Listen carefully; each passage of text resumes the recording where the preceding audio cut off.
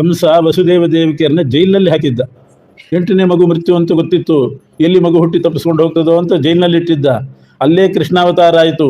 ಕೃಷ್ಣ ಅವತಾರ ಪ್ರಾದುರ್ಭಾವ ಆದ ಕೂಡಲೇ ಭವ್ಯವಾದ ಬೆಳಕು ಬಂತು, ದಿವ್ಯ ಪ್ರಕಾಶ ಬಂತು. ಆ ಪ್ರಕಾಶದಲ್ಲಿ ವಸುದೇವ ದೇವಿಕರು ನೋಡ್ತಾ ಇದ್ದಾರೆ, ಎಂಥ ಅದ್ಭುತ ರೂಪ. ತಮ್ಮ ಅದ್ಭುತಂ ಬಾಲಕಂ, ಚತುರ್ಭುಜನಾಗಿದ್ದ ಕೃಷ್ಣ ಅವತಾರ ಮಾಡುವಾಗ. ಜೈಲಿನಲ್ಲಿ 4 ಕೈಗಳಿತ್ತು, ಚಕ್ರ, ಶಂಖ, ಗದಾ, ಪದ್ಮಧಾರಿಯಾಗಿದ್ದಾನೆ. ತಲೆ ಮೇಲೆ ಕಿರೀಟ, ಕಿವಿಯಲ್ಲಿ ಕುಂಡಲಗಳು, ಅಂಗದ, ಕಂಕಣ, ಪೀತಾಂಬರ ಉಟ್ಟುಕೊಂಡಿದ್ದಾನೆ. ಎಷ್ಟು ಆಭರಣಗಳನ್ನು ತೊಟ್ಟುಕೊಂಡು ಹುಟ್ಟಿದ್ದು. ಇದ್ರ ಮೇಲೆ ಅರ್ಥ ಮಾಡ್ಕೊಳ್ರಿ, ಕೃಷ್ಣಾವತಾರ ಆಯಿತು, ವಸುದೇವ ದೇವಿಕರಿಗೆ ಕೃಷ್ಣ ಮಗನಾಗಿ ಹುಟ್ಟಿದ ಅಂತ ಯಾವುದರಿಂದ ಗೊತ್ತಾಯಿತು? ಭಾಗವತದಿಂದ ಗೊತ್ತಾಯಿತು. ಅದೇ ಭಾಗವತದಲ್ಲಿ ಕೃಷ್ಣ ಹುಟ್ಟಿದಾಗ ಹೀಗಿದ್ದ ಅಂತ ಹೇಳಿದ್ದಾರೆ. ಪೀತಾಂಬರ ಉಟ್ಟುಕೊಂಡಿದ್ದಾನೆ. ಆದರೆ ಕೃಷ್ಣ ಮಾತ್ರ ದಿವ್ಯ ಆಯುಧಗಳನ್ನು ಧರಿಸಿ ಪೀತಾಂಬರ ಉಟ್ಟುಕೊಂಡು ಪ್ರಕಟ ಆಗಿದ್ದಾರೆ. ಆದ್ದರಿಂದ ಇದು ಬರೇ ಪ್ರಾದುರ್ಭಾವ ಅಷ್ಟೇ ಹೊರತು ಗರ್ಭದಿಂದ ಹುಟ್ಟಿದ್ದಲ್ಲ ಅಂತಾರೆ. ಅಷ್ಟೇ ಅಲ್ಲ, ಭಾಗವತದಲ್ಲಿದೆ, ಆ ಕೃಷ್ಣನನ್ನು ಅವನದ್ದೇ ಆದ ಪ್ರಕಾಶದಿಂದ ನೋಡಿ ವಸುದೇವ ದೇವಿಕೆಯರು ಸ್ತೋತ್ರ ಮಾಡ್ತಾರೆ. ದೇವಕಿನೇ ಸ್ತೋತ್ರ ಮಾಡಿದ್ಲು, ನಿನ್ನನ್ನು ನೋಡಿದರೆ ವಿಶ್ವಂಭರ ಅಂತ ಅನ್ನಿಸ್ತದೆ, ಇಡೀ ಜಗತ್ತನ್ನು ಹೊಟ್ಟೆಯಲ್ಲಿ ಇಟ್ಟುಕೊಂಡವನು ನೀನು, ಈ 9 ತಿಂಗಳು ನನ್ನ ಹೊಟ್ಟೆಯಲ್ಲಿ ಹೇಗಿದ್ದೀಯೋ ಮಹಾನುಭಾವ ಅಂತಾಳೆ. ಇಡೀ ಜಗತ್ತನ್ನೇ ಉದರದಲ್ಲಿ ಇಟ್ಟುಕೊಂಡ ನೀನು ನನ್ನ ಹೊಟ್ಟೆಯಲ್ಲಿದ್ದು ಎಂಥ ವಿಡಂಬನೆ ಮಾಡ್ತಾ ಇದ್ದಿ. ವಸುದೇವನು ಸ್ತೋತ್ರ ಮಾಡಿದ್ದಾನೆ. ಆದ್ದರಿಂದ ಕೃಷ್ಣ ಸಾಧಾರಣ ಮಗನಂತೆ ಭಾವಿಸಬಾರದು ಅನ್ನೋದನ್ನು ವಿಶೇಷವಾಗಿ ತಿಳಿಸಿದ್ದಾರೆ. ಆಮೇಲೆ ಕೃಷ್ಣ ಭವ್ಯ ರೂಪದಿಂದ ಪ್ರಕಟನಾಗಿ ವಸುದೇವ ದೇವಿಕರಿಗೆ ಆಜ್ಞೆ ಮಾಡಿದನಂತೆ, ನಾನು ಯಾವಾಗಲೂ ಪರ್ಮನೆಂಟಾಗಿ ಹಿಂಗೇನಿರಲ್ಲ, ಶಿಶುವಾಗ್ತೇನೆ, ಮುಂದೆ ಶಿಶುವಾಗ್ತೇನೆ, ಸಣ್ಣ ಕೂಸು ಆಗ್ತೇನೆ. ಆದಮೇಲೆ ನನ್ನನ್ನು ಇಲ್ಲಿ ಇಟ್ಕೋಬೇಡಿ ನೀವು. ಕಂಸ ಬರ್ತಾನೆ, 6 ಮಕ್ಕಳನ್ನು ಸಣ್ಣ ಹುಟ್ಟಿದ ಕೂಡಲೇ ಕಂಸ ಬಂದು 2 ಕಾಲು ಹಿಡ್ಕೊಂಡು ಬಂಡೆ ಕಲ್ಲಿಗೆ ಅಪ್ಪಳಿಸಿ ತಲೆ ಒಡೆದು ಕೊಂದು ಹಾಕಿದ್ದಾನೆ. ಆ ರೀತಿ ಕಂಸ ಬಂದಾನು. ಅದಕ್ಕೆ ನನ್ನನ್ನು ನಾನು ಶಿಶುರೂಪ ಧಾರಣೆ ಮಾಡ್ತೀನಿ, ಮಾಡಿದ ಕೂಡಲೇ ನನ್ನನ್ನು ಕರ್ಕೊಂಡು ಹೋಗಿ ನದಿ ದಾಟಿ ನಂದಗೋಕುಲದಲ್ಲಿ ಇವನು ನಂದಗೋಪ ಇದ್ದಾನೆ, ಯಶೋಧಾದೇವಿ ಇದ್ದಾಳೆ, ಆ ಯಶೋಧಾದೇವಿಯ ಹಾಸಿಗೆಯಲ್ಲಿ ನನ್ನನ್ನು ಮಲಗಿಸಿ ಅಲ್ಲಿದ್ದಂಥ ಹೆಣ್ಣು ಮಗುವನ್ನು ನೀವು ತಂದು ಇಟ್ಕೊಳ್ರಿ. ಆಮೇಲೆ ಸಣ್ಣ ಕೂಸಾಗಿ ಬಿಟ್ಟ. ಇಷ್ಟು ಹೇಳೋದು ಹೇಳಿ ಕೂಸಾದ. ಆಮೇಲೆ ವಸುದೇವ ಆ ಕೂಸನ್ನು ಎತ್ತುಕೊಂಡು ಮತ್ತೆ ಬಂಧನಗಳೆಲ್ಲ ತಾನೇ ಕಳಿಸಿತು. ಭಗವಂತನ ದರ್ಶನ ಆದ ಕೂಡಲೇ ಸಂಸಾರ ಬಂಧನ ಮೋಚನನೇ, ಅದರಲ್ಲಿ ಅನುಮಾನವೇ ಇಲ್ಲ. ಒಂದು ಸಲ ಪರಮಾತ್ಮನ ಸಾಕ್ಷಾತ್ಕಾರ ಆಯಿತು ಅಂದರೆ ಸಂಸಾರ ಬಂಧ ಕಳಿಸಿತು ಅಂತಲೇ ಅರ್ಥ. ಅದಕ್ಕೆ ಅಲ್ಲಿ ನಿಗಡ ಅಂತಾರೆ. ಜೈಲಿನ ಬಂಧನ, ಕಬ್ಬಿಣದ ಸರಪಳಿ ಕಾಲಿಗೆ ಕೈಗೆ ಏನು ಹಾಕಿದ್ದ ಅದೆಲ್ಲ ಕಳಚಿ ಹೋಯಿತು. ವಸುದೇವ ಕೃಷ್ಣನನ್ನು ಎತ್ತುಕೊಂಡ, ಒಂದು ಬಿದಿರು ಪುಟ್ಟಿಯಲ್ಲಿ ಕೃಷ್ಣನ ಮಲಗಿಸಿ, ಬಿದಿರು ಪುಟ್ಟಿಯಲ್ಲಿ ಮಲಗಿಸ್ಕೊಂಡು ತಲೆ ಮೇಲೆ ಹೊತ್ತುಕೊಂಡು ಅಲ್ಲಿಂದ ಹೊರಟ, ಜೈಲಿನಿಂದ ಹೊರಟ. ಬಾಗಿಲು ಹಾಕಿತ್ತಲ್ಲ, ಬೀಗ ಹಾಕಿರ್ತದೆ ಅಂತಂದರೆ ಕಬ್ಬಿಣದ ಸರಪಳಿನೇ ಬಿಚ್ಚೋಗಿದೆ ಅಂತೆ ಕೈ ಕಾಲಿಗೆ ಹಾಕಿದ್ದು, ಇನ್ನು ಬಾಗಿಲು ಬೀಗ ಯಾವ ಲೆಕ್ಕ? ಅದೆಲ್ಲ ತಾನಾಗಿ ಕಳಿಸಿಕೊಂಡಿತು. ಸೀದಾ ಹೊರಗೆ ಬಂದ. ಯಮುನಾ ನದಿ, ಅಡ್ಡ ಯಮುನಾ ನದಿ ಪ್ರವಾಹ ಕಡಿಮೆ ಮಾಡಿತು. ಮಳೆ ಸ್ವಲ್ಪ ಸುಮ್ಮನೆ ತುಂತುರು ಹನಿ. ಆದರೂ ಶೇಷದೇವರು ಬಂದು ಆ ಬಿದಿರು ಪುಟ್ಟಿಯಲ್ಲಿ ಸೇರಿ ಆ ಹೆಡೆ ಬಿಡಿಸಿ ಕೃಷ್ಣನ ಮೇಲೆ ಆ ಹೆಡೆ ಬಿಡಿಸಿ ನಿಂತು ನೀರು ಬೀಳೋದು ಬೇಡ ಅಂತ ತಮ್ಮ ಸೇವೆ ಮಾಡ್ತಾ ಇದ್ರಂತೆ ಶೇಷದೇವರು. ಛತ್ರಿ ಹಿಡಿದ ಹಾಗೆ ಶೇಷನ ಹೆಡೆ ಇತ್ತಂತೆ. ಈ ರೀತಿ ವಸುದೇವ ಕೃಷ್ಣನನ್ನು ತಲೆಯ ಮೇಲೆ ಬಿದಿರು ಪುಟ್ಟಿಯಲ್ಲಿ ಇಟ್ಟುಕೊಂಡು, ಶೇಷ ತಲೆ ಮೇಲೆ ಆ ಕೃಷ್ಣನ ಮೇಲಿದ್ದಾನೆ, ಇವನು ನಡ್ಕೊಂಡು ಹೋದ ನಂದಗೋಕುಲಕ್ಕೆ. ನೋಡೋಣ ಅಂತ ಹೋದರೆ ಯಮುನಾ ನದಿ ಸೊಂಟದ ತನಕ ಬರಲೇ ಇಲ್ಲ. ಬರೇ ಪದಾರ್ಹ ಪದ್ಯಾಂ, ಹೆಜ್ಜೆ ಇಟ್ಕೊಂಡು ನಡೆದ್ರೆ ನದಿ ದಾಟೇ ಬಿಟ್ಟನಂತೆ. ಇಂಥ ಪ್ರವಾಹ ಇರಬೇಕು ಮಳೆಗಾಲದಲ್ಲಿ. ಕೈಯಲ್ಲಿ ಕೃಷ್ಣನ ಇಟ್ಕೊಂಡು ಹೊರಟಾಗ ಯಾವತ್ತಾನೇ ಅಡ್ಡಿ ಮಾಡ್ತದೆ. ನದಿ ಅಡ್ಡಿ ಮಾಡಲಿಲ್ಲ, ಏನಿಲ್ಲ, ಸೀದಾ ನದಿ ದಾಟಿ ಯಶೋದೆ ಮನೆಗೆ ಬಂದು ಅಲ್ಲಿ ಹೆಣ್ಣು ಕೂಸನ್ನು ಕೃಷ್ಣನ ಮಲಗಿಸಿ ಹೆಣ್ಣು ಕೂಸನ್ನು ತಾನು ಕರ್ಕೊಂಡು ಮತ್ತೆ ವಾಪಸ್ ಬಂದ ಮೇಲೆ ಮೊದಲಿನಂತೆ ಜೈಲು, ಬಂಧನ, ಬಾಗಿಲು, ಬೀಗ ಎಲ್ಲ ಮೊದಲಿನಂತೆ ಆಯಿತು. ಇದಿಷ್ಟು ಕೃಷ್ಣ ಮಾಡಿದಂಥ ಚಮತ್ಕಾರ. ಯಾಕೆ ಬೆತ್ತದ ಪುಟ್ಟಿಯಲ್ಲೇ ಕೃಷ್ಣನ ಕರ್ಕೊಂಡು ಹೋದ ವಸುದೇವ ಅಂದರೆ ಆ ಬಿದಿರಿಗೆ ಅಭಿಮಾನಿ ಯಾರು? ಶೇಷದೇವರು. ಪ್ರತಿಯೊಂದು ಜಡ ಪದಾರ್ಥಕ್ಕೆ ಒಬ್ಬೊಬ್ಬರು ಅಭಿಮಾನಿಗಳಿದ್ದಾರೆ. ಬಿದಿರಿಗೆ ಅಭಿಮಾನಿ ಶೇಷ. ಇವನು ಶೇಷಶಾಹಿ ತಾನೇ ಪರಮಾತ್ಮ, ಸಾಕ್ಷಾತ್ ಶೇಷಶಾಹಿ. ಆದ್ದರಿಂದ ಬಿದಿರಿನ ಪುಟ್ಟಿಯಲ್ಲೇ ಕೃಷ್ಣನ ಮಲಗಿಸ್ಕೊಂಡು ಹೋಗಿದ್ದಾನೆ. ಮೇಲೆಯೂ ಕೂಡ ಹೆಡೆ ಬಿಡಿಸಿ ಶೇಷ ತನ್ನ ಸೇವೆಯನ್ನು ಕೂಡ ಮಾಡಿದ್ದಾನೆ. ಈ ರೀತಿ ಶೇಷಶಾಹಿ ತಾನು ಅನ್ನೋದನ್ನು ತೋರಿಸ್ಬೇಕು. ಅದಕ್ಕೆ ಬಿದಿರು ಪುಟ್ಟಿಯಲ್ಲಿ ಇಟ್ಕೊಂಡು ಇವತ್ತು ಹೇಳೋದು ಹಾಗೆ ಹೇಳ್ತಾರೆ. ದೇವ್ರ ಪೂಜೆ ಎಲ್ಲ ಮುಗಿದ ಮೇಲೆ ದೇವ್ರನ್ನ ಭುಜಂಗಿಸೋದು ಅಂತಾರೆ. ಭುಜಂಗ ಅಂದರೆ ಹಾವು, ಅಷ್ಟೇ, ಇನ್ನೇನಿಲ್ಲ. ಭುಜಂಗ ಅಂದರೆ ಹಾವು. ಶೇಷದೇವರ ಮೇಲೆ ಮಲಗಿಸ್ರಿ ಅಂತ ಅದರ ಅಭಿಪ್ರಾಯ. ದೇವ್ರನ್ನ ಭುಜಂಗಿಸೋದು ಅಂತಾರೆ. ಆ ಪೆಟ್ಟಿಗೆಯಲ್ಲಿ ಹಗ್ಗದಲ್ಲಿ ಶೇಷದೇವರು ಇರ್ತಾರೆ, ಆದ್ದರಿಂದ ದೇವರನ್ನು ಭುಜಂಗಿಸೋದು. ಅದಕ್ಕೆ 7 ಸಲ ಸುತ್ತಬೇಕಂತೆ, ಸಪ್ತಾವರಕ ಮಾಡಬೇಕು. ಸಪ್ತಾವರಕ ಮಾಡಿದರೆ ಯಾವುದೇ ಅಶುದ್ಧಿ ಅದಕ್ಕೆ ಬರೋದಿಲ್ಲ ಅಂತ ಉಂಟು. ಒಳಗೂ ಬಟ್ಟೆಯಿಂದಲೂ 7 ಸಲ ಸುತ್ತಬೇಕು, ಮತ್ತು ಹಗ್ಗವನ್ನು 7 ಸಲ ಸುತ್ತಬೇಕು, ಬಿದಿರು ಪುಟ್ಟಿಯಲ್ಲಿ ಇಡಬೇಕು. ಇದೆಲ್ಲ ಪದ್ಧತಿ ಯಥಾಶಕ್ತಿ ಮಾಡಿದ್ರೆ ಸಾಕಷ್ಟು. ಕೃಷ್ಣ ನಂದ ಗೋಕುಲಕ್ಕೆ ಹೊರಟ, ಕಂಸನಿಗೆ ಹೆದರಿ ಹೊರಟನೇನೋ ಅಂತಂದ್ರೆ, ಕಂಸನಿಗೆ ಹೆದರಿ ಕೃಷ್ಣ ರಾತ್ರಿ ನಂದ ಗೋಕುಲಕ್ಕೆ ಪಲಾಯನ ಮಾಡಿದ್ದಲ್ಲ. ಕೃಷ್ಣ ಅಂತ ನಾಮ ಸಂಕೀರ್ತನೆ ಮಾಡಿದವರಿಗೆ ಕಂಸನ ಭಯ ಇಲ್ಲ. ಇನ್ನು ಕೃಷ್ಣನಿಗೇನು ಕಂಸನ ಭಯ? ಹಾಗಾದ್ರೆ ಕಂಸನಿಗೆ ಹೆದರಿ ಹೋಗಲಿಲ್ಲ ಅಂದ್ರೆ ಮತ್ತೆ ಯಾಕೆ ಹೋದ? ಅಲ್ಲಿ ತನ್ನ ಹೆಂಡತಿ ಹುಟ್ಟಿದ್ದಾಳೆ, ಯಶೋಧಾದೇವಿಯ ಮಗಳಾಗಿ ತನ್ನ ಹೆಂಡತಿ ಹುಟ್ಟಿದ್ದಾಳೆ. ದುರ್ಗಾದೇವಿ ಅಂದ್ರೆ ಯಾರು? ಕೃಷ್ಣನ ಪತ್ನಿನೇ, ಮೂಲರೂಪಿ ನಾರಾಯಣನ ಪತ್ನಿ ಶ್ರೀಭೂ ದುರ್ಗಾ. ಆ ದುರ್ಗಾದೇವಿನೇ ಅಲ್ಲಿ ಹುಟ್ಟಿದ್ದಾಳೆ. ಸ್ವವಲ್ಲಭಾಂ ನಂದಕಲತ್ರ ಜಾತಾಂ ಮನೋರಮಾಮೀಕ್ಷಿತು ಮೇ ವಸೋಗಾತ್. ರಸಿಕನಾದಂಥ ಕೃಷ್ಣ ತನ್ನ ಹೆಂಡತಿ ಹೇಗೆ ಹುಟ್ಟಿದ್ದಾಳೆ ನೋಡೋಣ ಅಂತ ಹೆಂಡತಿ ನೋಡಿ ಬರ್ಲಿಕ್ಕೆ ಹೋದ್ನಂತ ಅಷ್ಟೇ. ಅವಳು ಇಲ್ಲಿ ಬಂದ್ಬಿಟ್ಲು ಅಷ್ಟೇ. ಇವಳು ನೋಡೋಣ ಅಂತ ಅಲ್ಲಿ ಹೋದ್ರೆ ಅವಳು ಅಲ್ಲಿಂದ ಇಲ್ಲಿಗೆ ಬಂದಿದ್ದಾಳೆ. ಆ ಮರದ ಬಾಗಿಲು, ದಪ್ಪದ ಮರದ ಬಾಗಿಲು ಜೈಲಿಗೆ, ಅದೆಲ್ಲ ತಾನಾಗೆ ತೆರೆಕೊಂಡಿತ್ತು. ಯಾಕೆ ಅಂದರೆ ಆ ಮರದ ಬಾಗಿಲುಗಳಿಗೆಲ್ಲ ಅಭಿಮಾನಿ ಯಾರು? ಮರದ ಬಾಗಿಲುಗಳಿಗೆ ಅಭಿಮಾನಿ ಯಾರು? ಬೆತ್ತದ ಪುಟ್ಟಿಗೆ ಅಭಿಮಾನಿ ಶೇಷ, ಮರದ ಬಾಗಿಲಿಗೆ ಅಭಿಮಾನಿ ಯಾರು ಅಂತಂದರೆ ಚಂದ್ರ ಅಭಿಮಾನಿ. ಮರಗಳಿಗೆಲ್ಲ ಚಂದ್ರ ಅಭಿಮಾನಿ. ನನ್ನ ಕುಲದಲ್ಲಿ ಕೃಷ್ಣ ಅವತಾರ ಆಗಿದೆ, ಅವನನ್ನು ನೋಡೋಣ ಹೊರಗೆ ಬರಲಿ ಅಂತ ಮರದ ಅಭಿಮಾನಿಯಾದ ಚಂದ್ರ ಮರದ ಬಾಗಿಲನ್ನೆಲ್ಲ ತೆಗೆದುಬಿಟ್ನಂತೆ. ಅದಕ್ಕೆ ಚಂದ್ರ ಕೃಷ್ಣನ ನೋಡ್ಲಿಕ್ಕೋಸ್ಕರ ಹಾಗೆ ಮಾಡಿದ. ಕೃಷ್ಣ ನಂದ ಗೋಕುಲಕ್ಕೆ ಬಂದು ಯಶೋಧಾದೇವಿ ಇಲ್ಲಿ ಬಂದು ಸೇರಿದ್ದಾಳೆ. ಮರುದಿವಸ ಬೆಳಗಾಯಿತು. ಕಂಸ ಬಂದು ನೋಡ್ತಾನೆ, ಹೆಣ್ಣು ಮಗು ಹುಟ್ಟಿದೆ ಅಂತ ಹೇಳಿದ್ಲು ದೇವಕಿ ದೇವಿ. ನಿನ್ನ ಸೊಸೆ ಆಗಬೇಕು, ಹೆಣ್ಣು ಮಗು ಹುಟ್ಟಿದೆ, ಇದನ್ನಾದರೂ ನನ್ನ ಪಾಲಿಗೆ ಬಿಡು ಅಂತಂದರೆ, ಆ ಶರೀರವಾಣಿಯಲ್ಲಿ ನನಗೆ ಕೇಳಿಸಿದ್ದು ಗಂಡು ಹೆಣ್ಣು ಅಂತ ಕೇಳಿಸಿಲ್ಲ, 8ನೇ ಗರ್ಭದ ಶಿಶು ಅಂತ ಅಷ್ಟೇ ಕೇಳಿದೆ. 8ನೇ ಗರ್ಭದ ಶಿಶು ಆದ್ದರಿಂದ ಇದು ನನಗೆ ಮೃತ್ಯು ಆಗಬಹುದು, ಒಂದೇ ಬಿಡ್ತೇನೆ ಅಂತ ಆ ಹೆಣ್ಣು ಮಗುವನ್ನು ಕೈಯಲ್ಲಿ ತಗೊಂಡ. 2 ಕಾಲು ಹಿಡ್ಕೊಂಡು ಗರ 108 ಸಲ ತಿರುಗಿಸಿ ನೆಲ ಕಪ್ಪಳಿಸ್ಬೇಕು. ಈ ರೀತಿ ಎಲ್ಲ ಮಕ್ಕಳನ್ನು ಕೊಲ್ತಾ ಇದ್ದ. ಅವಳನ್ನೂ ಅದೇ ರೀತಿ ಆ ಹೆಣ್ಣು ಮಗುವನ್ನು ಕೊಲ್ಲಿಕ್ಕೆ ಹೋದಾಗ ಆ ದುರ್ಗಾದೇವಿ, ಶಿಶುರೂಪಿಣಿಯಾದ ದುರ್ಗಾದೇವಿ ಕಂಸನ ಕೈ ತಪ್ಪಿಸಿ ಆಕಾಶಕ್ಕೆ ಹಾರಿದ್ಲು. ಅಷ್ಟಭುಜ ದುರ್ಗೆ ಆದ್ಲು. ಮೊದಲು 8 ಭುಜದ ಸಣ್ಣ ಕೂಸಾಗಿತ್ತು, ಅಷ್ಟಭುಜ ದುರ್ಗೆ ಆದ್ಲು. ಕೆಲವು ದುರ್ಗಾ ವಿನಾಯಕವು ಅಂತ ಆ ದುರ್ಗಾದೇವಿಯ ಪೂಜೆ ಕಲಿಯುಗದಲ್ಲಿ ವಿಶೇಷ ಮಾಡಬೇಕು. ಬಹಳ ವಿಶೇಷ ಫಲವನ್ನು ಕೂಡ ಕೊಡ್ತಾಳೆ ಕಲಿಯುಗದಲ್ಲಿ ದುರ್ಗಾದೇವಿ ಮತ್ತು ವಿನಾಯಕ ಇಬ್ಬರು ಕಲಿಯುಗದಲ್ಲಿ ಶೀಘ್ರ ಫಲಪ್ರದರು. ಅಂಥ ಅಷ್ಟಭುಜ ದುರ್ಗೆ ಆದ್ಲು. ದುರ್ಗಾ ಸಪ್ತಶತಿ ಅಂತ ಒಂದುಂಟು. 700 ಶ್ಲೋಕದ ದುರ್ಗಾದೇವಿಯ ಕಥೆ ಇದೆ ಮಾರ್ಕಂಡೇಯ ಪುರಾಣದಲ್ಲಿ. ದುರ್ಗಾ ನಮಸ್ಕಾರ, ದುರ್ಗಾ ಪೂಜೆ ಅಂತ ಮಾಡ್ತಾರೆ. ದಕ್ಷಿಣ ಕನ್ನಡ ಜಿಲ್ಲೆಯಲ್ಲಿ ಬಹಳ ಪ್ರಚಲಿತ ಅದು. ಈ ಕಡೆ ಭಾಗದಲ್ಲಿ ಅಷ್ಟಿಲ್ಲ. ತಾಯಿ ದುರ್ಗಾದೇವಿ, ನೀನು ಅಖಿಲ ಜಗತ್ ಸರ್ಗೆ, ಇಡೀ ಜಗತ್ತನ್ನು ಸೃಷ್ಟಿ ಮಾಡುವವಳೆ ನೀನು. ಅಜಭರ್ಗೇಡಿತೆ ಬ್ರಹ್ಮರುದ್ರಾದಿ ವಂದಿತಳಾಗಿದ್ದಿ ನೀನು. ಕಾರುಣ್ಯಾದ ಧರೀಕೃತ ಮರವಧು ವರ್ಗೇ ನಿಸರ್ಗೇ ಹಿತಂ. ನೀನು ದೇವತಾ ಸ್ತ್ರೀಯರನ್ನು ಕೂಡ, ಅಪ್ಸರ ಸ್ತ್ರೀಯರನ್ನು ಕೂಡ ಮೀರಿಸಿದ ಸೌಂದರ್ಯವುಳ್ಳವಳು. ಚೇತೋ ನ ಪ್ರಜಹಾತು ಜಾತು ಚಿದಿಹ. ನನ್ನ ಮನಸ್ಸು ಹೇ ದುರ್ಗೆ ನಿನ್ನನ್ನು ಯಾವ ಕಾಲದಲ್ಲಿಯೂ ಬಿಡುಕೂಡುದು. ಸಂಸಾರದಲ್ಲಿರಲಿ, ಮೋಕ್ಷಕ್ಕೆ ಹೋಗಲಿ, ನನ್ನ ಮನಸ್ಸು ನಿನ್ನನ್ನೇ ಸದಾ ಚಿಂತನೆ ಮಾಡಬೇಕು. ತಾಯಿಯನ್ನು ಬಿಡೋದು ಅಂತುಂಟೆ. ಜಗನ್ಮಾತೆ ನೀನು, ಸದಾ ನನ್ನ ಮನಸ್ಸು ನಿನ್ನನ್ನು ಚಿಂತನೆ ಮಾಡಲಿ. ನನ್ನ ಮನಸ್ಸು ನಿನ್ನನ್ನು ಬಿಡೋದು ಬೇಡ, ನೀನು ನನ್ನ ಕೈ ಬಿಡಬೇಡ ಅಂತ. ಕಾರುಣ್ಯಾದ ಧರೀಕೃತ ವರವಧು ವರ್ಗೇ ನಿಸರ್ಗೇ ಹಿತಂ. ಕಾರುಣ್ಯಂ ಕುರು, ನನ್ನ ಮೇಲೆ ಕರುಣೆ ತೋರು. ಮಾ ಕುರು ದುರ್ಗೆ ವಿಸರ್ಗೆ ಮತಿಂ. ನನ್ನನ್ನು ಕೈ ಬಿಡಬೇಡ ತಾಯಿ ಅಂತ ಸ್ತೋತ್ರ ಮಾಡಿದ್ದಾರೆ. ಅಂಥ ಅಷ್ಟಭುಜ ದುರ್ಗೆ, ಬಲಗಡೆ 4 ಕೈ, ಎಡಗಡೆ 4 ಕೈ, 8 ಆಯುಧಗಳನ್ನು ಧರಿಸಿ ದುರ್ಗೆಯಾಗಿ ಭವ್ಯ ರೂಪದಿಂದ ಪ್ರಕಟ ಆದಳು. ಕೃಷ್ಣ ಮೊದಲೇ ಆಜ್ಞೆ ಮಾಡಿದ್ದ ಆ ದುರ್ಗಾದೇವಿಗೆ, ನೀನು ಕಲಿಯುಗದಲ್ಲಿ ವಿಶೇಷವಾಗಿ ನಾನೋಪಹಾರ ಬಲಿಗಳಿಂದ ಪೂಜಿತಳಾಗು. ನಾನಾ ವಿಧವಾದ ಬಲಿ, ನಾನಾ ವಿಧವಾದ ಉಪಚಾರಗಳಿಂದ ದುರ್ಗಾ ಪೂಜೆ ಮಾಡಬೇಕು ಅಂತುಂಟು. ಕೃಷ್ಣ ಆಜ್ಞೆ ಮಾಡಿದ್ದಾನೆ. ನಾನಾ ಉಪಹಾರ ಬಲಿಗಳಿಂದ ನೀನು ಸ್ಥಳದಲ್ಲಿ, ಬೆಟ್ಟದಲ್ಲಿ, ಕಾಡಿನಲ್ಲಿ, ನೀರಿನಲ್ಲಿ ಸರ್ವತ್ರ ಇದ್ದುಕೊಂಡು ದುಷ್ಟರಿಗೆ ದುರ್ಗವಾಗಿ, ದುರ್ಗ ಅಂತಾರೆ ಚಿತ್ರದುರ್ಗ. ದುರ್ಗ ಅಂದರೆ ಯಾರಿಗೂ ಆಕ್ರಮಣ ಮಾಡಲಿಕ್ಕೆ ಸಾಧ್ಯ ಇಲ್ಲ. ಯಾವ ಶತ್ರುಗಳು ಸಜ್ಜನರನ್ನ ಆಕ್ರಮಣ ಮಾಡಿರಬಾರ್ದು. ಅಂಥ ಅವರಿಗೆಲ್ಲ ದುರ್ಗವಾಗಿ ನೀನು ದುರ್ಗೆಯಾಗಿ ಎಲ್ಲರನ್ನು ಲೋಕ ರಕ್ಷಣೆ ಮಾಡು ಅಂತ ಪರಮಾತ್ಮ ಆಜ್ಞೆ ಮಾಡಿದ್ದ. ಆ ಪ್ರಕಾರ ದುರ್ಗಾದೇವಿ ಕಂಸನ ಕೈಯಿಂದ ತಪ್ಪಿಸ್ಕೊಂಡು ನಾನಾ ಸ್ಥಳಗಳಲ್ಲಿ ಪೂಜಿತಳಾದ ಆಗಿ ಹೋಗ್ತಾ ಇದ್ದಾಳೆ. ಆದರೆ ಒಂದು ಮಾತು ಹೇಳಿದ್ಲು ಕಂಸನಿಗೆ, ನನ್ನನ್ನು ಕೊಲ್ಲುವ ಪ್ರಯತ್ನ ಮಾಡ್ತಿದ್ದಿ, ನಾನೇ ಮೃತ್ಯುದೇವತೆ ಅಂದ್ಲು. ಮೃತ್ಯುದೇವತೆಯೂ ಹೌದು ದುರ್ಗಾದೇವಿ. ಸಜ್ಜನರನ್ನ ರಕ್ಷಣೆ ಮಾಡ್ತಾಳೆ, ದುಷ್ಟರಿಗೆ ಮೃತ್ಯುದೇವತೆಯೂ ಆಗಿದ್ದಾಳೆ. ಅಂಥ ನನ್ನನ್ನೇ ನೀನು ಕೊಲ್ಲಿಕ್ಕೆ ಬಂದರೆ ಹೇಗೆ ಸಾಧ್ಯ? ನಾನಲ್ಲ ನಿನಗೆ ಮೃತ್ಯು, ನಂದಗೋಕುಲದಲ್ಲಿದ್ದಾನೆ ಅಂತ ಅಷ್ಟು ಹೇಳ್ಬಿಟ್ಟು, ನಂದಗೋಕುಲದಲ್ಲಿದ್ದಾನೆ ಅಂತೇಳಿ ಆಕಾಶಕ್ಕೆ ಹೋದ್ರು. ಇತಿ ದುರ್ಮಂತ್ರಿಭಿಃ ಕಂಸ ಅಂತ ದುರ್ಮಂತ್ರಿಗಳನ್ನೆಲ್ಲ ಕರೆದು ಕಂಸ ಮಂತ್ರಾಲೋಚನೆ ಮಾಡಿದ್ದಂತೆ. ಆ ಕೂಸು ಹೇಳೋದು ಹೇಳಿತು, ಪೂರ್ತಿ ಅಡ್ರೆಸ್ ಕೊಡಲಿಲ್ಲ, ಏನು ಮಾಡಬೇಕು ಅಂತ. ಅವರು ಕೆಟ್ಟ ಮಂತ್ರಿಗಳು, ಅವ್ರ ಮಂತ್ರಾಲೋಚನೆಯೇ ಬೇರೆ. ಅವರು ಸಲಹೆ ಕೊಟ್ಟರು, ಒಂದು ಕೆಲಸ ಮಾಡೋಣ ಕಂಸ, ಅಂತೂ ಮಗು ಹುಟ್ಟಿದೆ ಅಂತ ಅಷ್ಟು ಹೇಳಿದ್ದಾರೆ, ಅದು ಎಲ್ಲಿ ನಂದಗೋಕುಲದಲ್ಲಿದೆ ಅಂತ ಹೇಳಿದ್ದಾಳೆ, ಅಲ್ಲಿಂದ ಬೇರೆ ಕಡೆ ಸ್ಥಳಾಂತರನೂ ಆಗಿರಬಹುದು.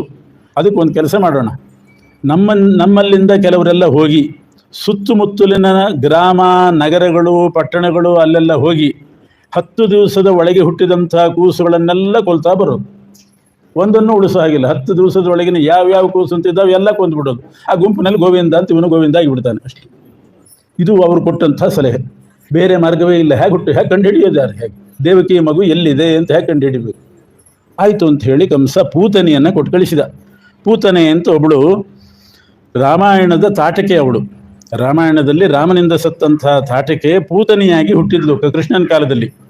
ಆದರೆ ತಾಟಕೆಯಾಗಿದ್ದಾಗ ಬರೇ ರಾಕ್ಷಸಿ, ಪೂತನಿಯಾಗಿ ಹುಟ್ಟಿದಾಗ ಆ ದೇಹದಲ್ಲಿ ಊರ್ವಶಿ ಬೇರೆ ಸೇರಿದ್ಲು ಅಷ್ಟೇ. ಪೂತನೆ ಅಂತಂದರೆ ಊರ್ವಶಿ ಪ್ಲಸ್ ತಾಟಕೆ ಕೇವಲ ರಾಕ್ಷಸಿ.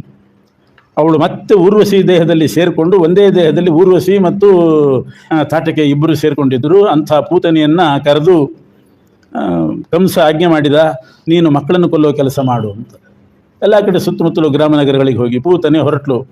ಎಲ್ಲ ಕಡೆ ಹೋಗೋದು, 10 ದಿವಸದ ಒಳಗಿನ ಮಕ್ಕಳನ್ನೆಲ್ಲ ಕರ್ಕೊಳ್ಳೋದು, ಎಷ್ಟು ಮುದ್ದಾಗಿದೆ ಅಂತ ಅನ್ನೋದು, ತೊಡೆ ಮೇಲೆ ಮಲಗಿಸ್ಕೊಳ್ಳೋದು, ಸಾಯಿಸೋದು. ಹೀಗೆ ಮಾಡ್ತಾ ಮಾಡ್ತಾ ನಂದಗೋಕುಲಕ್ಕೆ ಬಂದು ಆ ಕೃಷ್ಣನ್ನು ಕೂಡ ಎತ್ಕೊಂಡ್ಲು. ಯಶೋಧಾದೇವಿ ಹಾಸಿಗೆಯಲ್ಲಿದ್ದಂಥ ಕೃಷ್ಣನ ಎತ್ಕೊಂಡು ತೊಡೆ ಮೇಲೆ ಮಲಗಿಸಿ ನಾನು ಸ್ವಲ್ಪ ಮುದ್ದಾಡ್ತಾ ಮಲಗಿಸ್ಕೊಂಡ್ಲು. ಸ್ತನ್ಯಪಾನ ಮಾಡಿಸ್ಲಿಕ್ಕೆ ಹೋದ್ಲು. ತಾನು ಎದೆ ಹಾಲು ಕುಡಿಸ್ತೇನೆ ಅಂತ ಪೂತನೆ ಹೊರಟ್ಲು.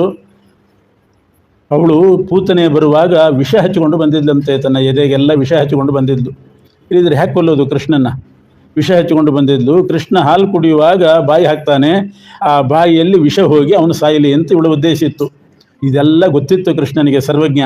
ತೊಡೆ ಮೇಲೆ ಮಲ್ಕೊಂಡ, ಹಾಲು ಕುಡಿಯೋ ನೆಪ ಮಾಡಿದ, ಬಾಯಿ ಹಾಕಿ ಅವಳು ಮೇಲೆ ಹಚ್ಚಿಕೊಂಡು ಬಂದಂಥ ವಿಷವನ್ನೆಲ್ಲ ಬಾಯಿಯಲ್ಲಿ ಹೀರಿದ. ನುಂಗಲಿಲ್ಲ, ಬಾಯಲ್ಲಿ ಹೀರಿದ. ಆ ಹಾಲು ಬರುವ ದ್ವಾರದಿಂದಲೇ ಆ ವಿಷವನ್ನು ಒಳಗೆ ತುರುಕಿದ್ದಂತು. ನಿನ್ನ ಹಣೆ ಬಾರ, ಒಳಗಂತೂ ವಿಷ ಮಾಡ್ಕೊಳ್ಳಿಕ್ಕೆ ಬರೋದಿಲ್ಲ, ಒಳಗಂತೂ ವಿಷ ಮಾಡಿಕೊಂಡು ನೀನೇ ಸತ್ತು ಹೋಗ್ತಿ, ಮೇಲೆ ಹಚ್ಚಿಕೊಂಡು ಬಂದಿದ್ದಿ, ನಾನು ಒಳಗೆ ತೋರಿಸ್ತೇನೆ ಅಂತ ಹೇಳಿ ಇಂಜೆಕ್ಷನ್ ಕೊಟ್ಟ ಹಾಗೆ ಆ ವಿಷವನ್ನೆಲ್ಲ ಬಾಯಲ್ಲಿ ಹೀರಿ ಅದೇ ದ್ವಾರದಿಂದ ವಿಷ ಏರಿಸಿಬಿಟ್ಟ. ಮುಂಚಾಲಮಿತಿ ಪ್ರಭಾಷಿಣಿ, ಅವಳಿಗೆ ತಡ್ಕೊಳ್ಳಿಕ್ಕಾಗಲಿಲ್ಲ, ವಿಷ ಎಲ್ಲ ಮೈಯಲ್ಲಿ ಏರಿತು. ಬಿಡು ಬಿಡು ಬಿಡು ಅಂತ ಹೇಳಿ ಕೂಕೊಂಡು ಬಿದ್ದು ಸಾಯುವಾಗ ಬರುವಾಗ ಊರ್ವಶಿ ಬಂದ ಹಾಗೆ ಬಂದಿದ್ದು. ಇಲ್ಲಿದ್ರೆ ಯಾರು ಹತ್ತಿರ ಸೇರಿಸೋದಿಲ್ಲ, ರಾಕ್ಷಸಿಯಾಗಿ ಬಂದಿದ್ರೆ. ಊರ್ವಶಿಯಂತೆ ಬಂದಿದ್ಲು, ಸಾಯುವಾಗ ತಾಟಿಕೆಯಾಗಿಯೇ ಸತ್ತು. ಎಲ್ಲರೂ ಅಷ್ಟೇ, ಜೀವನ ಇಡೀ ಊರ್ವಶಿ ಹೆಂಗೆ ಇರ್ತಾರಂತೆ, ಸಾಯುವಾಗ ತಾಟಿಕೆ ಆಗಿಬಿಡ್ತಾರೆ. ಅದಕ್ಕೆ ಹೇಳಿದರು, ಶರಣರ ಜೀವನ ಮರಣದಲ್ಲಿ ನೋಡ್ರಿ ಅಂತ. ಶರಣರು ಭಾರಿ ಭಕ್ತರು ಅಂತ ಇರ್ತಾರೆ, ಮರಣ ಕಾಲದಲ್ಲಿ ನೋಡ್ಬೇಕು ಅವ್ರ ಪರಿಸ್ಥಿತಿ ಹೆಂಗಿದೆ ಅಂತ. ಒಬ್ಬ ಭಾರೀ ಪಂಡಿತರಿದ್ರಂತೆ, ಯಾವಾಗಲೂ ಧರ್ಮ, ದೇವರು, ದಿಂಡ್ರು, ಪೂಜೆ, ಇದೇ ಧರ್ಮಾಚರಣೆ ಅಂತ ಒಬ್ಬ ದೊಡ್ಡ ಜ್ಞಾನಿಗಳು. ಮರಣಕಾಲ ಸಮೀಪಿಸ್ತು. ದೇವ್ರ ಕೋಣೆ ಎದುರಿಗೆ ಒಂದು ಕೋಣೆ ಮಾಡ್ಕೊಂಡಿದ್ರು, ಒಂದು ರೂಮು. ಅಲ್ಲಿ ಮರಣಶೈಯಲ್ಲಿ ಮಲಗಿದ್ದಾರೆ. ಇನ್ನೇನು ಸಾವು ಹತ್ತಿರ ಬಂದಿದ್ದು, ಡಾಕ್ಟ್ರೆಲ್ಲ ಹೇಳಿ ತೊಗೊಂಡು ಹೋಗಿ ಆಗಿದೆ ಪೆಟ್ಟಿಗೆ. ಮಗನನ್ನು ಕರೆದ್ರಂತೆ, ಮಗು ಒಂದಿಷ್ಟು ಬಾ ಇಲ್ಲಿ ಅಂತ. ಭಾರೀ ಆಸಕ್ತಿಯಿಂದ ಹೋದಂತೆ ಮಗ. ಏನು ಬಿಂಬರೂಪನೇ ಉಪದೇಶ ಮಾಡ್ತಾನೇನೋ ನಮ್ಮಪ್ಪ ಅಂತ ಬಿಂಬೋಪದೇಶ ಮಾಡ್ತಾನೆ ಅಂತ ಹೋದರೆ ಅವರಪ್ಪ ಹೇಳಿದಂತೆ, ಮಗು ಎದುರುಗಡೆ ದೇವ್ರ ಕೋಣೆಯಲ್ಲಿ ದೇವ್ರ ಮುಂದೆ ದೀಪ ಸ್ವಲ್ಪ ದೊಡ್ಡದಾಗಿ ಉರಿತಾ ಇದೆ, ಬತ್ತಿ ಹಿಂದಕ್ಕೆ ಕೇಳಿ ಸಣ್ಣದಾಗಿ ಉರಿಲಿ, ಎಣ್ಣೆ ಖರ್ಚಾಗ್ತದೆ ಅಂತ ಹೇಳಿದ, ಪ್ರಾಣ ಬಿಟ್ಟ. ಏನಾಯ್ತು ನೋಡ್ರಿ, ಶರಣರ ಜೀವನ ಮರಣದಲ್ಲಿ ನೋಡ್ರಿ ಅಂದ್ರೆ ಹೀಗೆ ನೈಜ ಸ್ವರೂಪ ಬಂದ್ಬಿಡ್ತದಂತೆ. ಎಂಥವರಿಗೂ ಕೂಡ ಮರಣಕಾಲದಲ್ಲಿ ನೈಜ ಸ್ವರೂಪ ಬರ್ತದೆ. ಆದ್ದರಿಂದ ಊರ್ವಶಿಯಾಗಿ ಬಂದಂಥ ಪೂತನೆ ಸಾಯುವಾಗ ತಾಟಿಕೆಯಾಗಿ ಬಿದ್ದು ದೊಡ್ಡ ರೂಪ ಧಾರಣೆ ಮಾಡಿ ಎಷ್ಟೋ ಗಿಡ ಮರಗಳನ್ನೆಲ್ಲ ಬೀಳಿಸಿ, ಮನೆಗಳನ್ನು ಬೀಳಿಸಿ ಆ ರೀತಿ ಸತ್ಲಂತೆ. ಎದೆ ಮೇಲೆ ಕೃಷ್ಣ ಆಟಾಡ್ತಾ ಇದ್ದಾನೆ. ಆವಾಗ ಆ ಶಬ್ದ ಕೇಳಿ ಎಲ್ಲರೂ ಕೂಡ ಧಾವಿಸಿ ಬಂದಿದ್ದಾರೆ. ಯಶೋದೆ ಗೆಳತಿಯರೆಲ್ಲ, ಯಾವುದೋ ನಮ್ಮ ಪೂರ್ವಿಕರ ಪುಣ್ಯ, ಕೃಷ್ಣ ಬದುಕಿದ, ದೊಡ್ಡ ಬಾಲಗ್ರಹ ಬಂತು ಅಂತ ಹೇಳಿ ಆ ಕೃಷ್ಣನ್ನ ಎತ್ಕೊಂಡು ಬಂದು ಬೇಕಾದಷ್ಟು ಅವನಿಗೆ ರಕ್ಷಾ ಅಂತ ಮಾಡಿದ್ರಂತೆ. ಬಾಲರಕ್ಷಾ ಬಹಳ ವಿಶೇಷವಾಗಿ ಮಾಡುವಂಥದ್ದಿದೆ ಬಾಲರಕ್ಷಾ ಅಂತ. ಇವತ್ತಿಗೆ ಅದೆಲ್ಲ ಲೋಪ ಆಗಿದೆ. ಏನು ಬಾಲರಕ್ಷಾ ಮಾಡಿದರು? ಮಕ್ಕಳು ಹುಟ್ಟಿದಾಗ ಅವುಗಳಿಗೆ ಯಾವ ಭೂತ ಪ್ರೇತ ಪಿಶಾಚಿಗಳ ಸೋಂಕು ತಾಗಬಾರದು ಅಂತ ಹೇಳಿ ಗೋಮೂತ್ರೇಣ ಸ್ನಾಪಯಿತ್ವಾ ಪುನರ್ಗೋರ ಜಸಾರ್ಭಕಂ ರಕ್ಷಾಂಚ ಕೃಷ್ಣ ಶಕೃತ ದ್ವಾದಶಾಂಗೇಶು ನಾಮಭಿ. ಗೋಮೂತ್ರದ ಸ್ನಾನ ಮಾಡಿಸಿದ್ರಂತೆ ಕೃಷ್ಣನಿಗೆ. ಗೋಮೂತ್ರ ಅಂದ್ರೆ 4 ಮೈಲ್ ದೂರ ಓಡ್ತಾರೆ ಇವತ್ತು. ಗೋಮೂತ್ರದ ಸ್ನಾನ ಮಾಡಿಸಿದ್ರಂತೆ. ಆಮೇಲೆ ಮೈ ಒರೆಸಿ, ಆಮೇಲೆ ಏನೋ ಲೇಪ ಮಾಡ್ತಾರಲ್ಲ ಚೂರ್ಣ, ಅದರ ಬದಲಿಗೆ ಗೋವಿನ ಪಾದಧೂಳು ತಂದು ಮೈಯೆಲ್ಲ ಹಚ್ಚಿದ್ರಂತೆ. ಆಮೇಲೆ ಗೋಮಯದಿಂದ ದ್ವಾದಶಾಂಗೇಶು ನಾಮಭಿಹಿ 12 ಅಂಗಗಳಲ್ಲಿ ಕೃಷ್ಣನಿಗೆ 12 ನಾಮ ಹಾಕಿದ್ರಂತೆ ಗೋಮಯದಿಂದ. ಅವ ಗೋಪಿಚಂದನ ಇದ್ದಿಲ್ಲ. ಕೃಷ್ಣಾವತಾರ ಮುಗಿದ ಮೇಲೆ ಗೋಪಿಚಂದನ ಶುರುವಾಯಿತು. ಗೋಪಿಕಾ ಸ್ತ್ರೀಯರೆಲ್ಲ ದೇಹ ಬಿಟ್ಟ ಮೇಲೆ. ಆದ್ದರಿಂದ ಗೋಮಯದಿಂದ ನಾಮ ಹಾಕಿದರು 12 ಸ್ಥಳಗಳಲ್ಲಿ ಅಂತ ಬಾಲರಕ್ಷಾ ಹೇಳಿದ್ದಾರೆ. ಮತ್ತೊಂದು ಸ್ತೋತ್ರವೂ ಇದೆ, ಆ ಸ್ತೋತ್ರ ಪಠನ ಮಾಡಿದ್ರಂತೆ. ಯಾಕೆ ಹೀಗೆ ಅಂತಂದರೆ ಗೋಮೂತ್ರ ಗೋಮಯದಲ್ಲಿ ಲಕ್ಷ್ಮೀ ಸನ್ನಿಧಾನ ಅಂತ.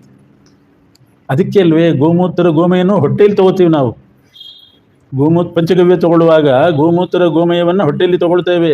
ಎಲ್ಲ ರೋಗ ಪರಿಹಾರಕ, ಏನೇನಿದ್ರು ಎಲ್ಲ ರೋಗ ಪರಿಹಾರ. ದೇಹಕ್ಕೂ ಕೂಡ ಲೇಪನ ಮಾಡಿಕೊಳ್ಬೇಕು. ಗೋಮೂತ್ರದ ಲೇಪನ, ಗೋಮೂತ್ರದ ಸ್ನಾನನೇ ಮಾಡಿಸಿದರು ಕೃಷ್ಣನಿಗೆ. ಅದರಲ್ಲಿ ಲಕ್ಷ್ಮೀ ಸನ್ನಿಧಾನ ಇದೆ. ವಸುದೇವ ದೇವಕಿ ಅವರ ಮಗನಾಗಿ ಕೃಷ್ಣ ಅವತಾರ ಮಾಡ್ತಾನೆ. ವಸುದೇವ ದೇವಕಿಯರ ಮಗನಾಗಿ ಮಧುರಾಪಟ್ಟಣದಲ್ಲಿ ಕೃಷ್ಣನ ಅವತಾರ ಆಯಿತು. ಯಾಕೆ ಅಂದರೆ ವಸುದೇವ ದೇವಕಿಯನ್ನು ಮದುವೆ ಮಾಡಿಕೊಂಡಿದ್ದ ಸಂದರ್ಭದಲ್ಲಿ ಭೂಮಿಯಲ್ಲೆಲ್ಲ ರಾಜರು ಬಂದಿದ್ದರು. ಅವರೆಲ್ಲ ರಾಮಾಯಣ ಕಾಲದ ರಾಕ್ಷಸರು. ರಾಮಾಯಣ ಕಾಲದ ರಾಮನ ಕಾಲದಲ್ಲಿ ಸತ್ತಂಥ ರಾಕ್ಷಸರೆಲ್ಲ ರಾಜರಾಗಿ ಈ ಭೂಮಿಯಲ್ಲಿ ಸೇರಿಕೊಂಡಿದ್ದರು. ಒಂದೊಂದು ಪ್ರದೇಶದಲ್ಲಿ ಆಳಬೇಕು, ಸಮಗ್ರ ಭೂಮಿಯಲ್ಲಿ ಧರ್ಮ ನಾಶ ಮಾಡಬೇಕು ಅಂತ ಸೇರಿದವು. ಚೇದಿ ದೇಶ, ಅಲ್ಲಿ ದಮಘೋಷ, ಶಿಶುಪಾಲ ಸೇರಿಕೊಂಡಿದ್ದ. ಕರುಷ ದೇಶದಲ್ಲಿ ದಂತವಕ್ರ, ಅವರೇ ರಾವಣ ಕುಂಭಕರ್ಣರು. ವಿಪ್ರಚಿತ್ತಿ ಅಂತನೋನು ಜರಾಸಂಧನಾಗಿ ಮಗಧ ದೇಶದಲ್ಲಿದ್ದ. ಮಥುರಾ ಮಂಡಲದಲ್ಲೆಲ್ಲ ಕಂಸ ಇದ್ದ. ಹೀಗೆ ಬ್ರಹ್ಮದತ್ತ, ಸಾಲ್ವ ದೇಶದಲ್ಲಿ ಬ್ರಹ್ಮದತ್ತ, ಪ್ರಾಗ್ಜ್ಯೋತಿಷಪುರದಲ್ಲಿ ನರಕಾಸುರ, ಪ್ರತಿಯೊಂದು ಕಡೆ ಶೋಣಿತಪುರದಲ್ಲಿ ಇವನು ಬಾಣಾಸುರ, ಎಲ್ಲ ಅಸುರರು ರಾಜರಾಗಿ ಆಯಾ ಪ್ರದೇಶವನ್ನು ಆಳ್ತಾ ಶಾಸನ ಮಾಡಿ ಯಾರೂ ಧರ್ಮ ಮಾಡಿಕೊಡುದು. ಅಯಾದವೀಂ ಮಹೀಂ ಕರ್ತುಂ, ಯದುವಂಶ ತಿಲಕನಾದ ಕೃಷ್ಣ ಇಲ್ದ ಹಾಗೆ ಮಾಡಿಬಿಡಬೇಕು ಅಂತನ್ನುವ ಛಲ ತೊಟ್ಟು ಧರ್ಮ ನಾಶ ಮಾಡಲಿಕ್ಕೆ ಬಂದು. ಆವಾಗ ಪರಮಾತ್ಮ ಕೃಷ್ಣನಾಗಿ ಅವತಾರ ಮಾಡಿ ಯದಾ ಯದಾ ಹಿ ಧರ್ಮಸ್ಯ ಗ್ಲಾನಿರ್ಭವತಿ ಭಾರತ ಅಭ್ಯುತ್ಥಾನಮಧರ್ಮಸ್ಯ ತದಾತ್ಮಾನಂ ಸೃಜಾಮ್ಯಹಂ. ಧರ್ಮ ನಾಶ ಆದಾಗ, ಅಧರ್ಮ ತಲೆ ಎತ್ತಿದಾಗ ನಾನು ಬಂದು ಧರ್ಮ ಸ್ಥಾಪನೆ ಮಾಡ್ತೇನೆ ಅಂತ ಹೇಳಿದವನು. ಆ ಕಾಲ ಹಾಗೆ ಬಂತು. ದ್ವಾಪರದ ಕೊನೆಯ ಭಾಗದಲ್ಲಿ ಕೃಷ್ಣ ವಸುದೇವ ದೇವಕಿಯರ ಮಗನಾಗಿ ಅವತಾರ ಮಾಡಿದ ಮಧುರಾಪಟ್ಟಣದಲ್ಲಿ. ಅದಕ್ಕೆಲ್ಲ ಒಂದು ಅಂತರಾರ್ಥ ಇದೆ ಕೃಷ್ಣನ ಅವತಾರದಲ್ಲಿ. ಮಧುರಾಪಟ್ಟಣ ಅಂತಂದರೆ ಬಹಳ ಪವಿತ್ರವಾದದ್ದು. ಯಮುನಾ ತೀರ. ನಮ್ಮ ದೇಹವೂ ಮಧುರಾಪಟ್ಟಣ ಆಗಬೇಕು. ಎಷ್ಟು ಪಾವಿತ್ರ್ಯ ಸಾಧ್ಯವೋ ಅಷ್ಟು ಪವಿತ್ರವಾಗಿ ದೇಹ ಇಟ್ಕೋಬೇಕು. ಆವಾಗ ದೇಹವೇ ಮಧುರಾಪಟ್ಟಣ ಆಗ್ತದೆ. ವಸುದೇವ ಅಂದರೆ ಜ್ಞಾನ, ದೇವಕಿ ದೇವಿ ಅಂದರೆ ಭಕ್ತಿ. ಈ ದೇಹ ಕರ್ಮದಿಂದ ಪವಿತ್ರ ಆಗಬೇಕು. ಈ ಪವಿತ್ರವಾದ ದೇಹದಲ್ಲಿ ಜ್ಞಾನ ಭಕ್ತಿಗಳ ಸಮಾಗಮ ಆಗಬೇಕು. ವಸುದೇವ ದೇವಕಿಯರ ಸಮಾಗಮ. 6 ಮಕ್ಕಳು ಹುಟ್ಟುತ್ತಾರೆ. ಅವರನ್ನು ತ್ಯಾಗ ಮಾಡಿಬಿಟ್ರು. 6 ಮಕ್ಕಳು ಅಂದರೆ ಕಾಮ, ಕ್ರೋಧ, ಲೋಭ, ಮೋಹ, ಮದ, ಮಾತ್ಸರ್ಯ, ಅದನ್ನು ತ್ಯಾಗ ಮಾಡಬೇಕು. ಆಮೇಲೆ ಬಲರಾಮ ಹುಟ್ಟಿದ. ಬಲರಾಮ ಅಂದರೆ ಶೇಷದೇವರು. ಶೇಷದೇವರು ಅಂದರೆ ಪುರಾಣಗಳಿಗೆ ಅಭಿಮಾನಿ. ಪುರಾಣಾದಿ ಕಥಾ ಶ್ರವಣ ಮಾಡಬೇಕು. ಕರ್ಮದಿಂದ ದೇಹ ಪವಿತ್ರ ಆಗಬೇಕು. ಸಾಧಾರಣ ಜ್ಞಾನ ಭಕ್ತಿಯನ್ನು ಪಡೀಬೇಕು. ಹರಿಷಡ್ವರ್ಗವನ್ನು ಬಿಡಬೇಕು. ಶೇಷದೇವರಿಂದ ಅಭಿಮನ್ಯಮಾನವಾದಂತಹ ಶಾಸ್ತ್ರದ ಶ್ರವಣ ಮಾಡಬೇಕು. ಪುರಾಣ ಕಥಾ ಶ್ರವಣ ಮಾಡಬೇಕು. ಆಮೇಲೆ ಕೃಷ್ಣನ ಅವತಾರ ಆಯಿತು. ಬಲರಾಮ ಹುಟ್ಟಿದ ಮೇಲೆ ಕೃಷ್ಣ ಹುಟ್ಟಿದ. ದೇಹದಲ್ಲೇ ಕೃಷ್ಣ ಹುಟ್ಟುತ್ತಾನೆ. ಹುಟ್ಟಿದಂಥ ಕೃಷ್ಣ ನಂದಗೋಕುಲಕ್ಕೆ ಹೋದ. ಸ್ವಲ್ಪ ದಿವಸ ಇಲ್ಲಿದ್ದ. ಪೂತನೆ ವಧೆ ಮಾಡಿದ. ಕಂಸನ ಉದ್ದೇಶನೇ ಅದಿತ್ತು, ಆ ಕೃಷ್ಣನ ವಧೆ ಮಾಡಬೇಕು ಅಂತ. ಪೂತನೆಯನ್ನು ಕಳಿಸಿದ, ಶಕಟಾಕ್ಷನ ಕಳಿಸಿದ, ತೃಣಾವರ್ತನನ್ನು ಕಳಿಸಿದ. ಕೃಷ್ಣನೇ ಅವರು 3 ಮಂದಿಯನ್ನು ಕೊಂದ. ಶ್ರೀಕೃಷ್ಣನಿಗೆ ಗೋಮೂತ್ರೇಣ ಸ್ನಾಪಯಿತ್ವ ಪುನರ್ಗೋರಜ ಸಾರ್ಭಕಂ ಇಂಥ ಉಪಚಾರಗಳನ್ನೆಲ್ಲ ಯಶೋಧಾದೇವಿ ಮಾಡಿದ್ದಾಳೆ. ಪುಣ್ಯವಾಚನ ಮಾಡಿ ಬ್ರಾಹ್ಮಣರಿಗೆಲ್ಲ ದಾನ ಧರ್ಮಗಳನ್ನು ಕೊಡಿಸಿದ್ದಾನೆ ನಂದಗೋಪ. ಆಮೇಲೆ ಕೃಷ್ಣನ ತೊಟ್ಲಿಗೆ ಹಾಕಿದರು. ತೊಟ್ಲಿಗೆ ಹಾಕಿ ತುಗ್ಲಿಕ್ಕೆ ಶುರು ಮಾಡಿದರು. ಕೃಷ್ಣ ದೊಡ್ಡವನಾದ ಕೂಡಲೇ, ಸ್ವಲ್ಪ ದೊಡ್ಡವನಾದಾಗ ತೊಟ್ಲಿಗೆ ಹಾಕಿದ್ದಾರೆ. ನಾಮಕರಣ ಮಾಡಿದರು. ಕೃಷ್ಣ ಅಂತ ನಾಮಕರಣ ಮಾಡಿದರು. ಅನೇಕ ಅರ್ಥ ಹೇಳ್ತಾರೆ ವಾದಿರಾಜರು. ಕೃಷ್ಣ ಅನ್ನೋ ಹೆಸರು ದೇವತೆಗಳೆಲ್ಲ ಅನುಮೋದನೆ ಮಾಡಿದರು. ಸಾರ್ಥಕ ಆಯಿತು. ಯಾಕೆಂದರೆ ಕರುಷತಿ ಇತಿ ಕೃಷ್ಣ, ಎಲ್ಲರ ಮನಸ್ಸನ್ನು ಆಕರ್ಷಣೆ ಮಾಡ್ತಿದ್ದಂತೆ ಕೃಷ್ಣ. ಯಾರ ಮನಸ್ಸು ಆಕರ್ಷಣೆ ಮಾಡೋದಿಲ್ಲ ಕೃಷ್ಣ. ಅವನ ಚಿತ್ರ ನೋಡಿದರೆ ಸಾಕು ಎಷ್ಟು ಚೆನ್ನಾಗಿದೆ ಅಂತ ಆಕರ್ಷಣೆ ಆಗ್ತದೆ. ಕೃಷ್ಣನ್ ನೋಡಿದಾಗಂತೂ ಎಲ್ಲರೂ ಆಕರ್ಷಿತರಾಗ್ತಾ ಇದ್ದರು. ಅದಕ್ಕೆ ಕೃಷ್ಣ ಅಂತ ಆಕರ್ಷಕನಾದ್ರಿಂದ ಕೃಷ್ಣ ಅನ್ನೋ ಹೆಸರು ಸಾರ್ಥಕ ಆಯಿತು. ಭಾಳ ಚೆನ್ನಾಗಿದೆ ಶ್ಲೋಕ, ಸರಳ ಸಂಸ್ಕೃತ. ಶೈವಾ ವಯಂ ನ ಖಲು ತತ್ರ ವಿಚಾರಣೀಯಂ ಪಂಚಾಕ್ಷರಿ ಜಪಪರಾ ನಿತರಾಂ ತಥಾಪಿ ಚೇತೋ ಮದೀಯಮತಸಿ ಕುಸುಮಾವಭಾಸಂ ಸ್ಮೇರಾನನಂ ಸ್ಮರತಿ ಗೋಪವಧೂ ಕಿಶೋರಂ. ಅವರು ಹೇಳ್ತಾರೆ, ಶೈವಾವಯಂ, ನಾವು ಶೈವರು. ನ ಖಲು ತತ್ರ ವಿಚಾರಣೀಯಂ, ಎದೆ ತಟ್ಟಿ ಹೇಳ್ತೀವಿ ನಾವು ಶೈವರೇ, ಅನುಮಾನವೇ ಇಲ್ಲ, ಶಿವ ಸರ್ವೋತ್ತಮ ಅಂತ ಹೇಳುವ ಶೈವರು ನಾವು. ಪಂಚಾಕ್ಷರಿ ಜಪಪರಾಹ, ಓ ನಮ ಶಿವಾಯ, ಪಂಚಾಕ್ಷರಿನೇ ಜಪ ಮಾಡೋದು. ಆದರೆ ತಥಾಪಿ ಚೇತೋ ಮದೀಯಂ, ನನ್ನ ಮನಸ್ಸು ಮಾತ್ರ ಚೇತೋ ಮದೀಯಂ ಅತಸಿ ಕುಸುಮಾವಭಾಸಂ. ಅತಸಿ ಕುಸುಮ ಅಂತ ಇರ್ತದೆ ಕಪ್ಪಿಗೆ, ಅದರಂತೆ ನೀಲಮೇಘ ಶ್ಯಾಮನಾಗಿರ್ತಕ್ಕಂಥ ಕೃಷ್ಣನನ್ನೇ ಮನಸ್ಸು ಸ್ಮರಣೆ ಮಾಡ್ತದೆ. ಬಾಯಲ್ಲಿ ಓಂ ನಮ ಶಿವಾಯ, ಮನಸ್ಸಿನಲ್ಲಿ ಕೃಷ್ಣ. ಅವರು ಹೇಳೋದು ಶೈವಾವಯಂ ನ ಖಲು ತತ್ರ ವಿಚಾರಣೀಯಂ ಪಂಚಾಕ್ಷರಿ ಜಪಪರಾ ನಿತರಾಂ ತಥಾಪಿ ಚೇತೋ ಮದೀಯಮತಸಿ ಕುಸುಮಾವಭಾಸಂ ಸ್ಮೇರಾನನಂ ಸ್ಮರತಿ ಗೋಪವಧೂ ಕಿಶೋರಂ. ಗೋಪವಧೂ ಯಶೋದೆ, ಯಶೋದಾನಂದನಾದ ಕೃಷ್ಣನ್ನೇ ಸ್ಮರಣೆ ಮಾಡ್ತಾ ಇದೆ. ಆ ಕಡೆ ಮನಸ್ಸು ಈಚೆ ಬರೋದೇ ಇಲ್ಲ, ಬಾಯಲ್ಲಿ ಮಾತ್ರ ಓಂ ನಮ ಶಿವಾಯ. ಅಷ್ಟು ಆಕರ್ಷಕ ಶ್ರೀಕೃಷ್ಣ. ಇನ್ನೊಂದು ಅರ್ಥ ಕೃಷಿ ಅಂತಂದರೆ ಕೃಷಿ ಯೋಗ್ಯವಾದ ಭೂಮಿ. ನ ಅಂದರೆ ಸುಖ. ಭೂಮಿಯಲ್ಲಿ ಬಂದರೂ ಕೂಡ ಆನಂದಮಯನಾಗಿದ್ದವನು ಕೃಷ್ಣ ಒಬ್ಬನೇ. ಇನ್ನು ಭೂಮಿಯಲ್ಲಿ ಹುಟ್ಟಿದವರಿಗೆಲ್ಲ ದುಃಖನೇ, ಒಂದಲ್ಲ ಒಂದು ದುಃಖ ಭೂಸ್ಪರ್ಶ ಆಗಿಬಿಟ್ರೆ. ಆದರೆ ಭೂಸ್ಪರ್ಶ ಆಗಿಯೂ ಆನಂದಮಯನಾಗಿದ್ದರಿಂದ ಅವನಿಗೆ ಕೃಷ್ಣ ಅಂತ ಹೆಸರು. ಕೃಷ್ಣ ಅಂತ ಕೃಷ್ಣ ಪಕ್ಷಕ್ಕೆ ಕರೀತಾರೆ. ಆ ಕೃಷ್ಣ ಪಕ್ಷದ ಹೆಸರು ಈ ಕೃಷ್ಣನಿಗೂ ಬಂತು. ಯಾಕೆ? ಕೃಷ್ಣ ಪಕ್ಷದ ಸ್ವಭಾವ ಏನು? ಚಂದ್ರನ ಕಲೆಗಳನ್ನು ಒಂದೊಂದೇ ಕಡಿಮೆ ಮಾಡ್ತಾ ಬರ್ತದೆ. ಚಂದ್ರನ ಕಲೆಗುಂದಿಸುವ ಕೆಲಸ ಕೃಷ್ಣ ಪಕ್ಷದ್ದು. ಕಲೆ ಹೋಗ್ತಾ ಹೋಗ್ತಾ ಬರ್ತದೆ ಕೃಷ್ಣ ಪಕ್ಷದಲ್ಲಿ, ಅಮಾವಾಸ್ಯೆಗೆ ಜೀರೋ ಆಗಿಬಿಡ್ತದೆ. ಈ ಕೃಷ್ಣನೂ ಕೂಡ ಶತ್ರುಗಳ ಪತ್ನಿಯರ ಮುಖ ಕಮಲದ ಕಳೆಗಳನ್ನು ಕುಂದಿಸ್ತಾ ಇರ್ತಾನಂತೆ. ಯಾಕೆಂದರೆ ಶತ್ರುಗಳನ್ನು ಕೊಂದ ಹಾಗೆಲ್ಲ ಅವರ ಹೆಂಡಂದರ ಮುಖ ಕಳೆ ಹೋಗಿಬಿಡ್ತದೆ. ಆ ರೀತಿ ಕೃಷ್ಣ ಪಕ್ಷದಂತೆ ಕಳೆಗುಂದಿಸೋದ್ರಿಂದ, ಯಾರ ಕಳೆ? ಶತ್ರು ಸ್ತ್ರೀಯರ ಕಳೆಗುಂದಿಸೋದ್ರಿಂದ ಕೃಷ್ಣ ಅನ್ನೋ ಹೆಸರು ಸಾರ್ಥಕವಾಯಿತು. ಹೀಗೆ ಅನೇಕ ಅರ್ಥಗಳನ್ನು ಹೇಳಿದ್ದಾರೆ. ಆಮೇಲೆ ಶ್ರೀಕೃಷ್ಣ ಅಂಬೆಗಾಲಿಟ್ಟುಕೊಂಡು ಓಡಾಡ್ಲಿಕ್ಕೆ ಶುರು ಮಾಡಿದ್ದಂತೆ. ಕೃಷ್ಣನ ಮನೆ, ನಂದಗೋಪನ ಮನೆ ಹೇಗಿತ್ತು ಅಂದರೆ ಒಳ್ಳೆ ರತ್ನಖಚಿತ ಭೂಮಿ, ರತ್ನಖಚಿತವಾದಂತಹ ಭೂಮಿ. ಅದರಲ್ಲಿ ಅಂಬೆಗಾಲಿಟ್ಟುಕೊಂಡು ಹೋಗ್ತಾ ಇದ್ದರೆ ಆ ರತ್ನದ ಭೂಮಿಯಲ್ಲಿ ಅವನ ಪ್ರತಿಬಿಂಬ ಮೂಡ್ತಾ ಇತ್ತಂತೆ. ಹಿಂಗೆ ಅವನ್ನ ನಡ್ಕೊಂಡು ಅಂಬೆಗಾಲಿಟ್ಟುಕೊಂಡು ಹೋಗೋದು, ಯಾರೋ ಇವನು ಹಂಗೆ ಕಾಣಿಸ್ತಾ ಇದ್ರಂತೆ ಅಲ್ಲಿ ಆ ಭೂಮಿಯಲ್ಲಿ. ಸ್ವಲ್ಪ 4 ಹೆಜ್ಜೆ ಹೋಗೋದು, ಅಮ್ಮ ಅಂತ ಕರಿತಿದ್ದಂತೆ. ಏನಪ್ಪ ಅಂತಂದರೆ, ಯಾರೋ ಹುಡುಗ ನನ್ನ ಅಣಗಿಸ್ತಾ ಇದ್ದಾನೆ ನೋಡು ಅಂತಿದ್ದಂತೆ. ನಾ ಮಾಡಿದಂಗೆ ಮಾಡ್ತಾನೆ, ರಿಪೀಟ್ ಮಾಡ್ತಾ ಇದ್ದಾನೆ, ನನ್ನನ್ನು ಅಣಗಿಸ್ತಾ ಇದ್ದಾನೆ ಅಂತ. ಯಾರು ಇಲ್ವಲ್ಲೋ, ಸುಮ್ಮನೆ ಹೋಗು ಅಂದರೆ ಮತ್ತೆ ಹೋಗೋದು, ಅಮ್ಮ ಮತ್ತೆ ಬಂದಿದ್ದಾನೆ, ಅಣಗಿಸ್ತಾ ಇದ್ದಾನೆ ಅಂತಿದ್ದಂತೆ. ತನ್ನ ಪ್ರತಿಬಿಂಬ ನೋಡಿ ಮಕ್ಕಳ ಹಾಗೆ ಭ್ರಾಂತಿ ಪಟ್ಟು ಯಾರೋ ಹುಡುಗ ನನ್ನ ನಾನು ನಿಲ್ತಾನೆ, ನಾ ಹೋದ್ರೆ ಹೋಗ್ತಾನೆ ನೋಡು ಅಂತಂತಿದ್ದಂತೆ ಕೃಷ್ಣ. ರತ್ನಖಚಿತ ಭೂಮಿ. ಇದೆಲ್ಲ ವಿಡಂಬನೆ ಮಾಡಿ ತೋರಿಸಿದ್ದಾನೆ. ಆಮೇಲೆ ತೊಟ್ಲಿಗೆ ಹಾಕಿದ್ರು. ಬಹಳ ಒಳ್ಳೆಯ ಅರಮನೆ ನಂದಗೋಪಂದು. ದೊಡ್ಡ ಹಾಲು. ಮೇಲೆ ಜಂತಿಯಿಂದ ಬಂಗಾರದ ಸರಪಳಿ, 4 ಬಂಗಾರದ ಸರಪಳಿ, ಅದರಲ್ಲಿ ಬಂಗಾರದ ತೊಟ್ಲು, ಅದರಲ್ಲಿ ಕೃಷ್ಣನ ಮಲಗಿಸಿ ಯಶೋಧಾದೇವಿ ತೂಗಬೇಕು.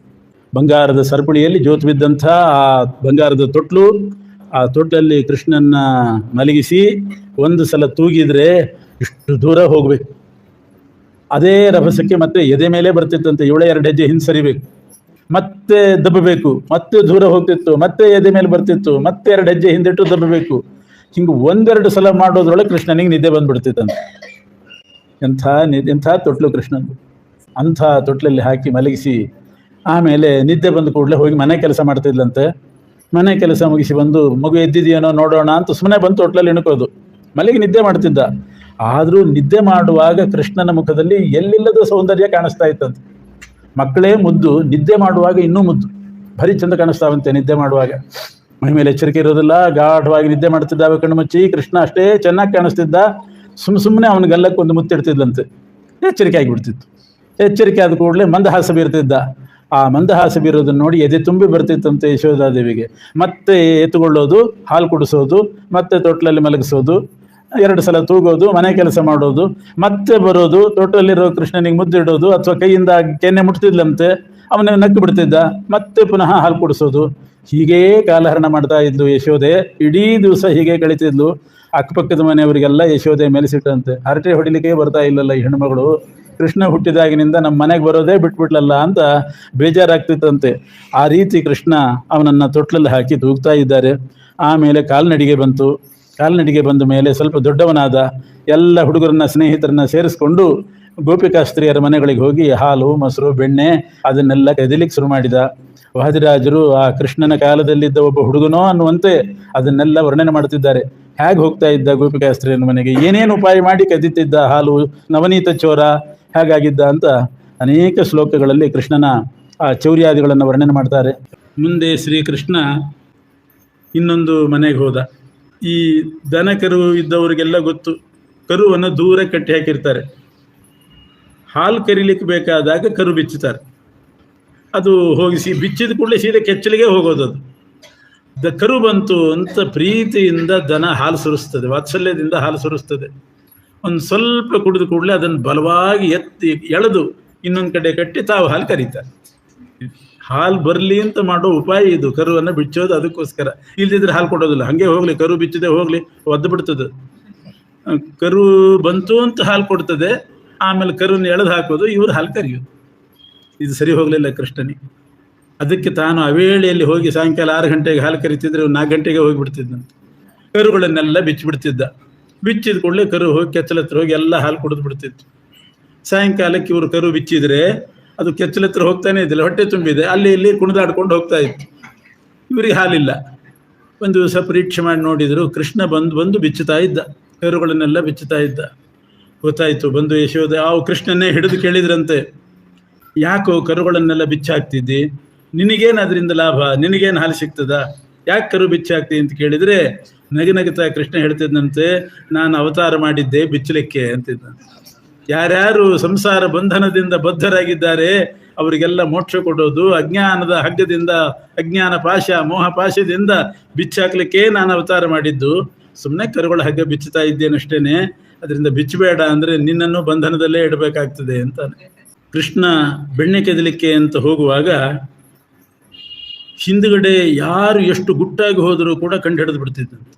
ಮುಖ ತಿರುಗಿಸ್ತಿದ್ದಿಲ್ಲ, ಅವನ ಪಾಟಿಗೆ ಅವನು ಹೋಗೋದು. ಆದರೆ ಹಿಂದುಗಡೆ ಬಂದವ್ರನ್ನೆಲ್ಲ ಕಂಡು ಹಿಡಿತಿದ್ದು. ಅಲ್ಲಿ ಹೋಗಿ ಬೆಣ್ಣೆ ಕತ್ತಿದ್ದಿಲ್ಲ, ಏನೋ ನೆಪ ಮಾಡ್ಕೊಂಡು ವಾಪಸ್ ಬಂದ್ಬಿಡೋದು.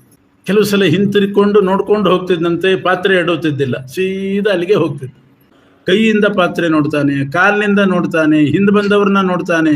ಎಲ್ಲ ಕಡೆ ಅವನ ಕಣ್ಣು, ಎಲ್ಲ ಕಡೆ ಕಾಲು ಎಲ್ಲ ಇದೆ. ಕಾಲಿನಿಂದ ನೋಡ್ತಾನೆ ಅಂದರೆ ಎಂಥ ವಿಚಿತ್ರ ಇದೆ. ಭಗವಂತನಿಗೆ ಆ ಶಕ್ತಿ ಹೇಳ್ತಾರೆ ಶಾಸ್ತ್ರದಲ್ಲಿ.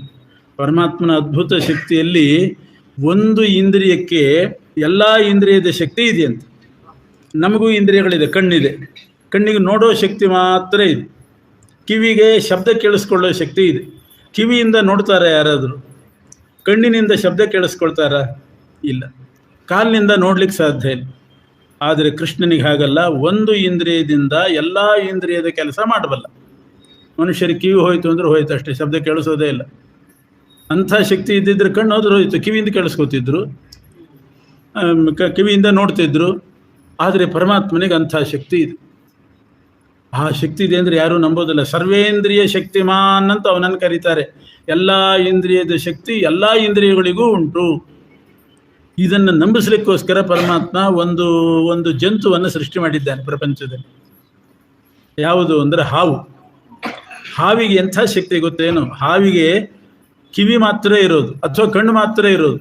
ಕಿವಿ ಕಣ್ಣು ಪ್ರತ್ಯೇಕ ಹಾವಿಗಿಲ್ಲ, 2 ಕಣ್ಣು ಮಾತ್ರ ಇರ್ತದೆ. ಆದರೆ ಆ ಕಣ್ಣಿನಿಂದಲೇ ಹಾವಿಗೆ ಶಬ್ದ ಕೇಳಿಸ್ತದಂತೆ. ಅದೇ ಕಣ್ಣಿನಿಂದ ಯಾರು ಬಂದರೂ ನೋಡ್ತದಂತೆ ಹಾವು. ಅದಕ್ಕೆ ಹಾವಿಗೆ ಹೆಸರು ಚಕ್ಷುಶ್ರವ. ಚಕ್ಷುಶ್ರವ ಅಂದರೆ ಕಣ್ಣಿನ ಕೆಲಸ, ಶ್ರವಣದ ಕೆಲಸ ಎರಡನ್ನೂ ಹಾವು ಮಾಡ್ತದೆ. ಆದರೆ ಇಷ್ಟೇ ವ್ಯತ್ಯಾಸ, ಆ ಹಾವಿಗೆ ಶಬ್ದ ಕೇಳಿಸುವಾಗ ಕಣ್ಣು ಕಾಣಿಸೋದಿಲ್ಲ, ಕಣ್ಣು ಕಾಣುವಾಗ ಶಬ್ದ ಕೇಳಿಸೋದಿಲ್ಲ. ಅಂತೂ ಒಂದೇ ಇಂದ್ರಿಯ 2 ಕೆಲಸ ಮಾಡ್ತದೆ ಹಾವು. ಇಂಥ ಒಂದು ಹಾವನ್ನೇ ಸೃಷ್ಟಿ ಮಾಡಿದ ಪರಮಾತ್ಮನಿಗೆ ಆ ಶಕ್ತಿ ಇರೋದಿಲ್ವೇ? ಅದಕ್ಕೆ ಚಕ್ಷುಶ್ರವ ಅಂತ ಹಾವಿಗೆ ಹೆಸರು. ಒಂದೇ ಇಂದ್ರಿಯ ನೋಡಿ. ಹಾವಿಗೆ ಕಿವಿ ಇದೆಯಾ? ಪ್ರತ್ಯೇಕ ಕಿವಿ ಇಲ್ಲ. ದನಗಳಿಗೆ ಕಣ್ಣು ಇದೆ, ಕಿವಿ ಇದೆ. ಹಾವಿಗೆ ಮಾತ್ರ 2 ಕಣ್ಣು ಮಾತ್ರ ಇರೋದು. ಅದೇ ಕಣ್ಣಿನಲ್ಲಿ ಕಿವಿಯ ಶಕ್ತಿನೂ ಇಟ್ಟಿದ್ದಾನೆ, ಚಕ್ಷುರೇಂದ್ರಿಯದ ಶಕ್ತಿನೂ ಇಟ್ಟಿದ್ದಾನೆ ಪರಮಾತ್ಮ.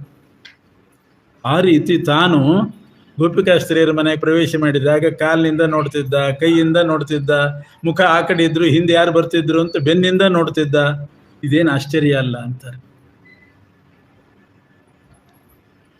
ಇನ್ನೊಬ್ಳು ಬಂದು, ಯಶೋದೆ ನಿನ್ನ ಮಗನ ಕಾಟ ಸಾಕಾಗಿದೆ ಅಂದ್ಲು. ನಿನ್ನ ಕಾಟ ನಂಗೆ ಸಾಕಾಗಿದೆ ಅಂತ ಇವಳು.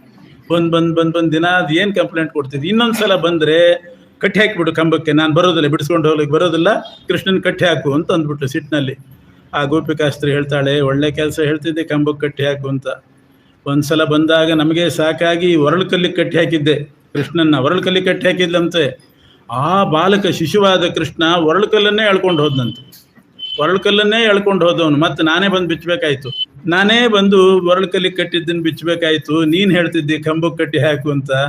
ಏನೋ ಒಂದು ಮನೆ ಅಂತ ಮಾಡ್ಕೊಂಡಿದ್ದೀವಿ, ಆ ಮನೆ ಕಂಬಕ್ಕೆ ಕೃಷ್ಣನ್ ಕಟ್ಟಿ ಹಾಕಿದ್ರೆ ಕಂಬನೇ ಎಳ್ಕೊಂಡು ಹೋಗ್ತಾನೆ, ಮನೆನೇ ಬಿದ್ದು ಹೋಗ್ತದೆ. ಇನ್ನೊಬ್ಳು ಇನ್ನೊಂದು ಉಪಾಯ ಮಾಡಿದ್ಲು. ಎಲ್ರಿಗೂ ಅದೇ ಇಡೀ ದಿನ ರಿಸರ್ಚೇ ಮಾಡೋದು, ಕೃಷ್ಣನ್ ಬರದೇ ಇರ್ಲಿಕ್ಕೆ ಏನು ಮಾಡಬೇಕು ಅಂತ. ಒಳ್ಳೆ ಉಪಾಯ ಕಂಡು ಹಿಡ್ಕೊಂಡು ಕೃಷ್ಣ ದೂರದಲ್ಲಿ ಬರೋದನ್ನು ಕಿಟಕಿಯಲ್ಲಿ ನೋಡಿ ಆಗ್ತಾನೆ ಒಲೆ ಮೇಲೆ ಇಟ್ಟಿದ್ಲು. ಹಾಲು ಮರಳುತ್ತಾ ಇರೋ ಹಾಲು, ಚೆನ್ನಾಗಿ ಮರಳಬೇಕು ಅಂಥ ಹಾಲನ್ನು ಇಳಿಸಿದ್ಲು ಗಡಿಗೆಯಿಂದ. ಹಾಲಿನ ಗಡಿಗೆಯಲ್ಲೇ ಕಾಯಿಸ್ತಿದ್ರಾಗ ಆ ಗಡಿಗೆಯನ್ನು ಇಳಿಸಿದ್ಲು. ಕೃಷ್ಣ ಬಂದ ಸೀದಾ ಗಡಿಗೆ ಹಿಡ್ದ, ಗಟ ಹಾಲು ಕುಡ್ದ ಹೋದ. ಇವಳು ಅಂದ್ಕೊಂಡಿದ್ಲು ನಾಲಿಗೆ ಸುಟ್ಟು ಹೋಗ್ತದೆ, ನಾಳೆ ಗ್ಯಾರಂಟಿ ಬರಲ್ಲ ಅಂತ ಅಂದ್ಕೊಂಡಿದ್ಲು. ಯಥಾ ಪ್ರಕಾರ ಆ ಗಡಿಗೆ ತುಂಬ ಅಷ್ಟು ಬಿಸಿ ಮರಳೋ ಹಾಲನ್ನು ಕುಡಿದು ಹೋಗಿದ್ದಾನೆ. ಬಂದು ಹೇಳ್ತಾಳೆ, ಕೃಷ್ಣನ ಬಾಯಲ್ಲಿ ಸಮುದ್ರ ಇದೆಯೇನೋ ಅಂತ. ಸಮುದ್ರಕ್ಕೆ ಬಿಸಿ ನೀರು ಹಾಕಿದ್ರೆ ಏನಾಗ್ತದೆ? ಆ ಸಮುದ್ರ ಬೆಚ್ಚಗಾಗಿ ಬಿಡ್ತದ, ಬಿಸಿ ಆಗ್ತದ? ನಾವು ಹಾಕಿದ ಬಿಸಿ ಹಾಲೇ ತಣ್ಣಗಾಗ್ತದೆ. ಹಾಗೆ ಕೃಷ್ಣ ತನ್ನ ಬಾಯಲ್ಲಿ ಇಷ್ಟು ಬಿಸಿ ಹಾಲು ಹಾಕೊಂಡ್ರು ಕೂಡ ಅವನ ನಾಲಿಗೆ ಸುಟ್ಟಿಲ್ಲ ಅಂತಂದ್ರೆ ಬಾಯಲ್ಲಿ ಸಮುದ್ರ ಇದೆಯೇನೋ ಅಂತ ಅಂದ್ಲಂತೆ. ಇದೇ ತತ್ವ. ಪರಮಪುರುಷನಾದ ಪರಮಾತ್ಮನ ಬಾಯಲ್ಲೇ ಸಮುದ್ರ ಇರೋದು. ಒಂದೊಂದು ಸಲ ನೆಲುವಿನ ಮೇಲಿನ ಬೆಣ್ಣೆ ತೆಗಿಬೇಕು ಅಂತಂದಾಗ ಏನೂ ಸಿಗದೇ ಇದ್ರೆ, ಅವನಿಗೆ ಬೈಲಿಕ್ಕೆ ಯಾವ ಹೆಣ್ಮಗಳು ಹತ್ತಿರ ಬರದೇ ಇದ್ರೆ, ಬಂದ್ರೆ ಅವ್ರ ಹೆಗಲ ಮೇಲೆ ಕೂತ್ಕೊಂಡು ತಗೊಂಡ್ಬಿಡ್ತಿದ್ದ. ಯಾರು ಬರದೇ ಇದ್ದಾಗಲೂ ಬೆಣ್ಣೆ ತೆಗಿತಿದ್ದಂತೆ. ಹಾಗೆ ಅಂದರೆ ನೋಡ್ತಿರ್ಲಿಕ್ಕೆ ಇಷ್ಟು ಎತ್ತರ ಆಗಿಬಿಡೋನು. ಅಷ್ಟವಿಭೂತಿ ಅಂತಾರೆ. ಅಣಿಮಾ ಮಹಿಮಾ ಚೈವ ಗರಿಮಾ ಲಘಿಮಾ ತಥಾ ಪ್ರಾಪ್ತಿ ಪ್ರಾಕಾಮ್ಯಂ ಈಶಿತ್ವಂ ವಸಿತ್ವಂಚ ಅಷ್ಟಸಿದ್ಧಯ ಅಂತ 8 ಸಿದ್ಧಿ. ಬೇಕಾದಾಗ ಇಷ್ಟು ಎತ್ತರ ಆಗೋದು, ಬೇಡದಾಗ ಸಣ್ಣದಾಗೋದು, ತೆಳ್ಳಗಾಗೋದು, ದಪ್ಪಾಗೋದು, ಹಗುರ ಆಗೋದು, ಭಾರ ಆಗೋದು, ಇವೆಲ್ಲ ಅಷ್ಟ ಸಿದ್ಧಿಗಳಲ್ಲಿ ಇರ್ತದೆ. ಮಧ್ವಾಚಾರ್ಯರು ಅವ್ರ ಹತ್ರ ಜಟ್ಟಿಗಳೆಲ್ಲ ಬಂದ್ರಂತೆ ಪರೀಕ್ಷೆ ಮಾಡಲಿಕ್ಕೆ. ಸುಮ್ಮನೆ ಹಿಂಗೊಂದು ಕಿರಿ ಬೆರಳಿಟ್ಟು ಅದನ್ನು ತೆಗಿರಿ ನೋಡೋಣ ಅಂದರೆ ಬೆರಳಲ್ಲಾಡಿಸ್ಲಿಕ್ಕೆ ಆಗಲಿಲ್ಲ ಅಂತ. ಅದೇ ಒಂದು ದೊಡ್ಡ ನರಸಿಂಹದೇವ್ರ ಗುಡಿ ದೊಡ್ಡದು, ಒಬ್ಬ ಸಣ್ಣ ಒಟುವಿನ ಹೆಗಲ ಮೇಲೆ ಕೂತ್ಕೊಂಡು ಆ ಗುಡಿ ಸುತ್ತಾಕಿ ಬಂದ್ರಂತೆ. ಆ ಹುಡುಗ ಸುತ್ತಾಕಿ ಬಂದ ಮಧ್ವಾಚಾರ್ಯನ ಹೊತ್ತುಕೊಂಡು. ಇದು ಯಾಕೆ ಅಂದರೆ ಅಷ್ಟು ಹಗುರ ಆದರು, ಬೇಕಾದಾಗ ಭಾರ ಆಗ್ತಾರೆ. ಕೃಷ್ಣ ಆ ಬೆಣ್ಣೆ ಮೇಲಕ್ಕೆ ಎದ್ದು ಸಿಗಲಿಲ್ಲ ಅಂತಾದಾಗ ಅಷ್ಟು ಎತ್ತರಾಗಿ ಬಿಡ್ತಿದ್ದಂತೆ. ಬಾಯಲ್ಲಿ ಅವನನ್ನು ಬೈಯೋಣ ಅಂತಂದರೆ ನಿಷ್ಠುರವಾದ ಮಾತು ಹೊರಡೋದಿಲ್ಲ ಬಾಯಿಯಿಂದ, ಕೈ ಮುಂದಾಗೋದಿಲ್ಲ ಹೊಡಿಲಿಕ್ಕೆ. ವಿಲೋಲ ನೇತ್ರಂ ತವ ಪುತ್ರ ರತ್ನಂ ಧ್ರುವಂ ಸುತಸ್ತೆ ಜಗತಾಂ ನಿಯಂತ. ಇನ್ನೊಂದು ಮನೆಯವರು ಬಂದರು, ಅವ್ರು ಬೇರೆಯೇ ಉಪಾಯ ಮಾಡಿದ್ರು. ಅವ್ರ ಮನೆ ಹೇಗಿತ್ತು ಅಂದರೆ, ದೇವರು ಅಡಿಗೆ ಮನೆ ಎದುರಿಗೆ ಅವ್ರದ್ದೊಂದು ಕೋಣೆ, ಪಾಸಕ್ಕೆ ಒಂದು ರೂಮು. ಅಡಿಗೆ ಮನೆಗೆ ಕೃಷ್ಣ ಬರೋದನ್ನು ನೋಡಿ ದೊಡ್ಡ ಬೀಗ ಹಾಕಿದ್ರು, ಕಬ್ಬಿಣದ ಬೀಗ, ಚೀಲಕ ಹಾಕಿ ಬೀಗ ಹಾಕಿ ಆ ಬೀದಿಗೆ ಸೊಂಟಕ್ಕೆ ಸಿಗಿಸ್ಕೊಂಡು ಮನೆಯವರೆಲ್ಲ ಎದುರುಗಡೆ ರೂಮ್ನಲ್ಲಿ ಸೇರ್ಕೊಂಡ್ರಂತೆ. ಇವತ್ತು ಕೃಷ್ಣ ಬಂದಾಗ ಏನು ಮಾಡ್ತಾನೆ ನೋಡೋಣ, ಬಾಗಿಲು ಹಾಕಿಬಿಟ್ಟಿದ್ದೀವಿ ಅಡಿಗೆ ಮನೆ ಬಾಗಿಲು, ಅದು ಕಬ್ಬಿಣದ ಬೀಗ, ಹೇಗೆ ತೆಗಿತಾನೆ ನೋಡೋಣ ಅಂತ ಯೋಚನೆ ಮಾಡ್ತಾ ಆ ಬಾಗಿಲು ಹಾಕ್ಕೊಂಡು ಎದುರುಗಡೆ ರೂಮ್ನಲ್ಲಿ ಬಾಗಿಲು ಹಾಕ್ಕೊಂಡು ಸಣ್ಣ ಸಂಧಿ ಬಿಟ್ಟು ನೋಡ್ತಿದ್ದಾರಂತೆ ಕೃಷ್ಣ ಏನು ಮಾಡ್ತಾನೆ ಅಂತ. ಕೃಷ್ಣ ಬಂದ, ಇವರೆಲ್ಲ ನಿಂತು ನೋಡ್ತಿದ್ದಾರೆ, ವಾಪಸ್ ಹೋಗ್ತಾನೆ ಇವತ್ತು ಅಂತ. ಬಂದ ಮೇಲೆ ವಾಪಸ್ ಹೋಗೋನಲ್ಲ. ಬಂದ, ನೋಡಿದ, ಬಾಗಿಲು ಹಾಕಿದ್ರು, ಬೀಗ ಹಾಕಿದ್ರು. ಸಿಟ್ಟು ಬಂತು ಕೃಷ್ಣನಿಗೆ. ಒಂದು ಕ್ಷಣ ನಿಂತುಕೊಂಡ. ಇದ್ದಕ್ಕಿದ್ದ ಹಾಗೆ ಠಪ್ ಅಂತ ಶಬ್ದ ಆಯಿತು. ಏನು ಅಂತ ನೋಡಿದ್ರೆ ಬೀಗ ತರ್ಕೊಂಡ್ಬಿಟ್ಟಿದ್ರು. ಇವ್ರು ಅಂದ್ಕೊಂಡ್ರು ಬೀಗದ ಕೈಯಲ್ಲಿದೆ ಅಂತ ನೋಡಿದ್ರೆ ಸೊಂಟದಲ್ಲೇ ಇತ್ತು. ಆ ಗೊಂಚಲು ಸೊಂಟಕ್ಕೆ ಸಿಗಿಸ್ಕೊಂಡಿದ್ರು. ಅಡಿಗೆ ಮನೆ ಬೀಗ ಮಾತ್ರ ತೆಗೆದಿದ್ರು. ಬೀಗ ತೆಗಿತಲ್ಲ ಅಂತ ಯೋಚನೆ ಮಾಡುವಾಗ ಬಾಗಿಲು ತೆಗೀತು. ಇದೇನಿದು ಬಾಗಿಲು ತೆಗಿತಲ್ಲ ಅಂತ ಯೋಚನೆ ಮಾಡೋ ಇವ್ರ ಕೋಣೆ ರೂಮಿನ ಬಾಗಿಲು ಹಾಕೊಳ್ಳಿಕ್ಕೆ ಶುರುವಾಯಿತು. ಇದು ಸಣ್ಣ ಹಿಡಿ ಇದೆ, ಅದನ್ನು ಎಷ್ಟು ಜನ ಹಿಡಿಲಿಕ್ಕೆ ಸಾಧ್ಯ? ಧಡಾರ್ ಅಂತ ಬಾಗಿಲು ಹಾಕ್ಕೊಂಡ್ಬಿಡ್ತು. ಬಾಗಿಲು ಹಾಕ್ಕೊಂಡದ್ದಷ್ಟೇ ಅಲ್ಲ, ಆ ಬೀಗ ಬಂದು ಇಲ್ಲಿ ಬಿತ್ತು, ಈ ರೂಮಿಗೆ ಬಿತ್ತು. ಇವ್ರನ್ನೇ ಬೀಗ ಹಾಕಿಬಿಟ್ಬಿಟ್ಟ ಒಳಗಡೆ ಹಾಕಿ. ಕೃಷ್ಣ ಇನ್ನೊಂದ್ಸಲ ನೀನು ಬಂದಾಗ ಮುಕ್ತದ್ವಾರ ಬಾಗಿಲು ಹಾಕೋದಲ್ಲೋ, ನಮ್ಮನ್ನು ಬಿಟ್ಬಿಡು ಮೊದಲು, ಬೀಗ ತೆಗಿ ಅಂತ ಕರಿತಾ ಇದ್ದಾರೆ. ತಡೀರಿ, ನನ್ನ ಕೆಲಸ ಎಲ್ಲ ಮುಗಿಸ್ಕೋತೀನಿ ಅಂತ ಅಡಿಗೆ ಮನೆಗೆ ಹೋಗಿ ಯಥೇಚ್ಛ. ಅವತ್ತು ಯಾರೂ ಇಲ್ಲ ನೋಡಿ, ಎಲ್ಲರೂ ಬೀಗ ಹಾಕಿಬಿಟ್ಟಿದ್ದಾನೆ ರೂಮ್ನಲ್ಲಿ. ಯಾಕೆ ಅವರೇ ಉಪಾಯ ಮಾಡಿಕೊಟ್ಟಿದ್ರು. ಇಲ್ಲಿ ಬೀಗ ಇತ್ತು, ಅಲ್ಲಿ ಹಾಕಿದ. ಎಲ್ಲ ಡಬ್ಬಿ ಸವರಿಸಿ ಏನೇನು ಇಟ್ಟಿದ್ದಾರೆ, ಏನೇನು ಬೇಕೋ ಎಲ್ಲ ತಿಂದು ಆಮೇಲೆ ಬೀಗ ತೆಗೆದು ಹೇಳಿದ್ನಂತೆ, ನಾನು ಬಂದಾಗ ಅಡಿಗೆ ಮನೆ ಬೀಗ ಹಾಕ್ತೀರ ನೀವು? ನಾನು ಜೈಲಿನಲ್ಲಿ ಹುಟ್ಟಿ ಜೈಲಿನ ಬೀಗ ತಕೊಂಡು ಹೊರಗೆ ಬಂದವನು ಗೊತ್ತಾ ನಿಮಗೆ ಎಂದ. ಜೈಲ್ ಬೀಗ ತಕೊಂಡು ಬಂದವನಿಗೆ ಈ ನವತಾಲ್ ಬೀಗ ಲೆಕ್ಕನ? ಸ್ವಲ್ಪ ಯೋಚನೆ ಮಾಡ್ರಿ ಅಂತ ಹೇಳಿ ಬುದ್ಧಿವಾದ ಹೇಳೋದಂತೆ, ಇನ್ನೊಂದ್ಸಲ ಬಾಗಿಲು ಹಾಕೋ ಕೆಲಸ ಮಾಡಬೇಡಿ. ಇಷ್ಟೆಲ್ಲ ಗೋಪಿಕಾ ಸ್ತ್ರೀಯರು ಕೃಷ್ಣನ ಬಗ್ಗೆ ದೂರ ಹೇಳುವ ನೆಪದಿಂದ ಅವನ ಗುಣಗಾನ ಮಾಡಿ ಮೋಕ್ಷವನ್ನ ನಿಶ್ಚಯ ಮಾಡಿಕೊಂಡು ಹೋದರು ಅಂತ ಹೇಳಿದ್ದಾರೆ. ಇನ್ನು ಬೇರೆ ಬೇರೆ ಕವಿಗಳು ಕೂಡ ಕೃಷ್ಣನ ಈ ಲೀಲೆಯನ್ನ, ಬಾಲಚೇಷ್ಟೆಯನ್ನ ವರ್ಣನೆ ಮಾಡಿದ್ದಾರೆ. ಕೃಷ್ಣ ಒಂದ್ಸಲ ಬಂದಂತೆ ಮನೆಗೆ ಅಂತೂ ಮಾಡಿದ್ದಾರೆ. ಕೃಷ್ಣ ಬಂದಂತೆ, ಬಂದ ಹುಡುಗರನ್ನೆಲ್ಲ ಕರ್ಕೊಂಡೇ ಬಂದ. ಯಾರ್ದೋ ಮನೆಗೆ ಹೋಗಿ ಬೆಣ್ಣೆ ತಿಂದು ಬಂದಿದ್ದ. ಬೆಣ್ಣೆ ತಿಂದಿದ್ದಾನೆ ಅಂತ ಯಾರು ಹೇಳಬೇಕಾಗಿಲ್ಲ, ಬಾಯಿನೇ ಹೇಳ್ತಿತ್ತು ಇವನು ಬೆಣ್ಣೆ ತಿಂದಿದ್ದಾನೆ ಅಂತ. ಪುಟ್ಟ ಬಾಲಕ ಕೃಷ್ಣ ಬಂದ. ಎಲ್ಲರೂ ಗೋಪಿಕಾ ಸ್ತ್ರೀಯರೆಲ್ಲ ದೂರು ಕೊಟ್ಟು ಹೋಗಿದ್ರು. ಅವರೆಲ್ಲ ಹೋದ್ರು, ಕೃಷ್ಣ ಬಂದಿದ್ದಾನೆ. ಇವನು ಯಾವಾಗ ಕದಿಲಿಕ್ಕೆ ಹೋಗ್ತಿದ್ದ ಅಂದ್ರೆ, ಇವ್ರು ದೂರು ಕೊಡ್ಲಿಕ್ಕೆ ಅಂತ ಇಲ್ಲಿ ಬರ್ತಿದ್ರಲ್ಲ, ಆಗ ಮನೆ ಖಾಲಿ ಇರ್ತಿತ್ತು, ಅಲ್ಲಿ ಹೋಗ್ತಿದ್ದಂತೆ. ಕದ್ದು ಬಂದಿದ್ದಾನೆ, ಬೆಣ್ಣೆ ಕದ್ದು ಬಂದಿದ್ದಾನೆ. ಆ 4 ಭಂಗಿಯಲ್ಲಿ ಕೃಷ್ಣನ ವರ್ಣನೆ ಮಾಡ್ತಾರೆ. ವದನೆ ನವನೀತ ಗಂಧವಾಹಂ ವಚನೆ ತಸ್ಕರ ಚಾತುರೀ ಧುರೀಣಂ ನಯನೆ ಕುಹಕಾಶ್ರುಮಾಶ್ರಯೇಥಾ ಚರಣೆ ಕೋಮಲ ತಾಂಡವಂ ಕುಮಾರಂ. ವದನೆ ನವನೀತ ಗಂಧವಾಹಂ, ಬಾಯಲ್ಲಿ ಬೆಣ್ಣೆ ವಾಸನೆ ಹೊಡಿತಾ ಇದೆ. ಯಾಕೋ ಕೃಷ್ಣ ಬೆಣ್ಣೆ ಕದೀತಿ ಅಂತೆ ನೀನು, ಹೌದೇನೋ ಅಂತ ಕೇಳಿದರೆ, ವಚನೆ ತಸ್ಕರ ಚಾತುರೀ ಧುರೀಣಂ, ವದನದಲ್ಲಿ ಬೆಣ್ಣೆ, ವಚನದಲ್ಲಿ ಚಾತುರ್ಯದ ಮಾತು. ನಾನು ಯಾಕಮ್ಮ ಕದಿಲಿ ಇನ್ನೊಬ್ಬರ ಮನೆಗೆ ಹೋಗಿ, ನೀನೇನು ಕಡಿಮೆ ಮಾಡಿದ್ದಿ ಅಂತ ಅವಳನ್ನೇ ಹೊಗಳಿಬಿಡೋದು. ನೀನೇನು ಕಡಿಮೆ ಮಾಡಿದ್ದಿ ನನಗೆ, ನಾನು ಯಾಕೆ ಕದಿಲಿ. ವಚನೆ ತಸ್ಕರ ಚಾತುರೀ ಧುರೀಣಂ, ಇಲ್ಲ ನಿನಗೆ ಅದೊಂದು ಚಟ, ಎಲ್ಲರೂ ಬಂದು ಹೇಳ್ತಾರೆ, ಸುಳ್ಳು ಹೇಳ್ತಾರೇನೋ, ನಿನಗೆ ಚಟ, ಸುಮ್ಮನೆ ಬಿಡೋದಿಲ್ಲ ನಿನ್ನ ಅಂತ ಸ್ವಲ್ಪ ಜೋರು ಮಾಡಿದರೆ, ಬೈದರೆ, ನಯನೆ ಕುಹಕ ಶ್ರುಮಾಶ್ರಯೇಥಾ, ಧಾರಾಕಾರ ಕುಹಕದ ಕಣ್ಣೀರು. ಅದು ಎಲ್ಲಿ ಬರ್ತಿತ್ತು ಏನೋ, ಅಷ್ಟು ಕುಹಕದ ಕಣ್ಣೀರು ಬರ್ತಿತ್ತಂತೆ. ಇಲ್ಲ ಮಗು, ಅವರೆಲ್ಲ ಸುಳ್ಳು ಹೇಳ್ತಾರೆ, ಅವ್ರಿಗೆಲ್ಲ ಅಸೂಯೆ ನಿನ್ನ ಮೇಲೆ ಹೊಟ್ಟೆ ಕಿಚ್ಚು, ನೀನು ಕಳ್ಳ ಅಲ್ಲ ಅಂತ ಕಣ್ಣೀರು ಒರೆಸಿ ಯಶೋದೆ ಆ ಕಡೆ ಕೆಲಸಕ್ಕೆ ಹೋದ್ಮೇಲೆ, ಚರಣೆ ಕೋಮಲ ತಾಂಡವಂ ಕುಮಾರಂ, ಕಾಲಿನಲ್ಲಿ ತಾಂಡವ ನೃತ್ಯ, ಹುಡುಗರು ಎದುರುಗಡೆ ಕುಣಿತಿದ್ನಂತೆ. ನೋಡಿ ಹೆಂಗೆ ಹೋದ್ಲು ನಮ್ಮಮ್ಮ. ಸುಮ್ಮನೆ ಇದ್ರೆ 2 ರೇಟ್ ಜಾಸ್ತಿ ಬೀಳ್ತದೆ, ಧಾರಾಕಾರ ಕಣ್ಣೀರು ಸುರಿಸ್ತು ಅಂತಂದ್ರೆ ಎಂಥವ್ರ ಮನಸ್ಸು ಕರಿಗೆ ಹೋಗಿಬಿಡ್ತಾರೆ ನೋಡಿ ಅಂತ ಹುಡುಗರು ಮುಂದೆ ಕುಣಿತಿದ್ದಂತೆ. ಹೀಗೆಲ್ಲ ವರ್ಣನೆ ಮಾಡಿದ್ದಾರೆ. ಬಹಳ ಚೆನ್ನಾಗಿದೆ ಅದು.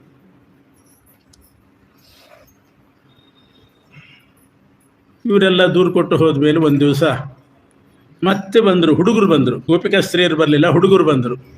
ಯಶೋದೆ ಹತ್ರ ಬಂದು, ಕೃಷ್ಣ ಇವತ್ತು ಮಣ್ಣು ತಿಂದ ಅಂತ ಕಂಪ್ಲೇಂಟ್ ಕೊಟ್ಟು.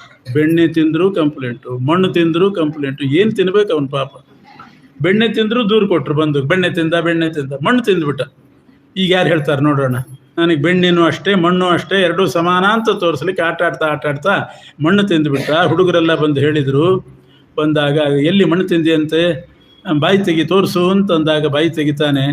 ಆ ಮಣ್ಣು ಮಣ್ಣಾಗಿ ಉಳಿದಿದ್ದಿಲ್ಲ, ಬ್ರಹ್ಮಾಂಡ ಆಗಿ ಪರಿವರ್ತನೆ ಆಗಿದೆ. ಇಡೀ ಬ್ರಹ್ಮಾಂಡವನ್ನೇ ವದನದಲ್ಲಿ ತೋರಿಸಿದ.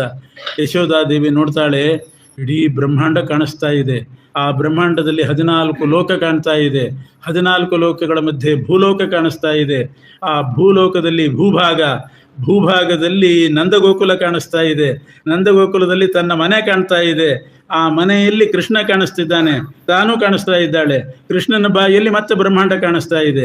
ಆ ಬ್ರಹ್ಮಾಂಡದಲ್ಲಿ 14 ಲೋಕ, ಅದರಲ್ಲಿ ಭೂಲೋಕ, ಅದರಲ್ಲಿ ಮತ್ತೆ ತನ್ನ ಮನೆ, ಅದರಲ್ಲಿ ಕೃಷ್ಣ, ಆ ಕೃಷ್ಣನ ಬಾಯಲ್ಲಿ ಮತ್ತೊಂದು ಬ್ರಹ್ಮಾಂಡ. ಕೃಷ್ಣನ ಬಾಯಲ್ಲಿ ಬ್ರಹ್ಮಾಂಡ, ಬ್ರಹ್ಮಾಂಡದ ಒಳಗಡೆ ಕೃಷ್ಣ, ಆ ಕೃಷ್ಣನ ಬಾಯಲ್ಲಿ ಬ್ರಹ್ಮಾಂಡ, ಬ್ರಹ್ಮಾಂಡದ ಒಳಗೆ ಕೃಷ್ಣ. ಈ ರೀತಿ ಒಂದರೊಳಗೊಂದು ಅನೇಕ ಬ್ರಹ್ಮಾಂಡ ನೋಡಿದ್ನಂತೆ. ಅದ್ರಂಗೆ ಬ್ರಹ್ಮಾಂಡದೊಳಗೆ ಬ್ರಹ್ಮಾಂಡ.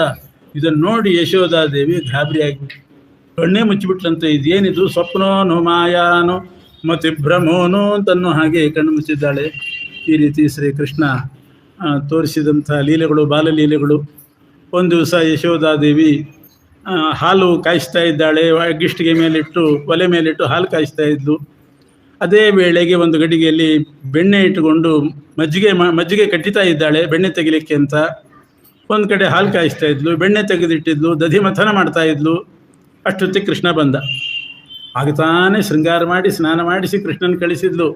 ಬರುವಾಗ ನೋಡ್ತಾಳೆ ಯಶೋಧಾದೇವಿ, ಮೈಗೊಂದಿಷ್ಟು ಸೆಗಣಿ ಹಚ್ಚಿಕೊಂಡು, ಬಟ್ಟೆ ಎಲ್ಲ ಕೊಳೆ ಮಾಡಿಕೊಂಡು, ತಲೆ ಮೇಲೆ ಒಂದಿಷ್ಟು ಮಣ್ಣು ಹಾಕ್ಕೊಂಡು ಕೃಷ್ಣ ಬಂದಿದ್ದಾನೆ. ಆಗ ತಾನೇ ಶೃಂಗಾರ ಮಾಡಿ ಕಳಿಸಿದ್ದಾಳೆ. ಮಕ್ಕಳು ಹಾಗೆ ಮಾಡ್ತಾವೆ, ತಲೆ ಸುಮ್ಮನೆ ಕೂತ್ಕೊಂಡು ಮುಸುಗು ತೊಗೊಂಡು ಮೈ ಮೇಲೆ ಹಾಕೋತಾ ಇರ್ತಾವೆ ಆರಾಮಾಗಿ. ಏನಾನಂದವೋ ಏನೋ. ಉಸುರು ತಗೊಳ್ಳೋದು, ತಲೆ ಮೇಲೆ ಹಾಕ್ಕೊಳ್ಳೋದು, ಅಷ್ಟು ಕಲ್ಪನೆ ಇರೋದಿಲ್ಲ. ಆ ರೀತಿ ಕೊಳೆ ಮಾಡಿಕೊಂಡು ಬಂದಿದ್ದಾನೆ ಕೃಷ್ಣ. ನಿಷ್ಕಳಂಕ ಚಂದ್ರನಂತೆ ಮುಖ, ಅದರ ಮೈ ತುಂಬ ಕೊಳೆ, ಎಷ್ಟು ಕೊಳೆ ಮಾಡ್ಕೊಂಡಿದ್ದಿಲ್ಲೋ, ಎಷ್ಟು ಮಣ್ಣು ಹಾಕ್ಕೊಂಡಿದೆಯಲ್ಲೋ ಅಂತ ಬಂದಂಥ ಕೃಷ್ಣನ್ನ ತೊಡೆ ಮೇಲೆ ಮಲಗಿಸ್ಕೊಂಡ್ಲು. ದಧಿಮಥನವನ್ನು ಅರ್ಧಕ್ಕೆ ಬಿಟ್ಲು. ಕೃಷ್ಣನ ತೊಡೆ ಮೇಲೆ ಮಲಗಿಸ್ಕೊಂಡು ಆ ಮಣ್ಣೆಲ್ಲ ಕೊಡುತ್ತಾ, ಅವನ ಸೆಗಣಿ ಮತ್ತೊಂದು ಹಚ್ಚಿಕೊಂಡು ಕೆಸರೆಲ್ಲ ಹಚ್ಕೊಂಡು ಬಂದಿದ್ದ, ಅದನ್ನು ಒರೆಸ್ತಾ ಅಷ್ಟೊತ್ತಿಗೆ ಎದೆ ತುಂಬಿ ಬಂತು. ಹಾಲು ಕುಡಿಸ್ತಾ ಇದ್ದಾಳೆ.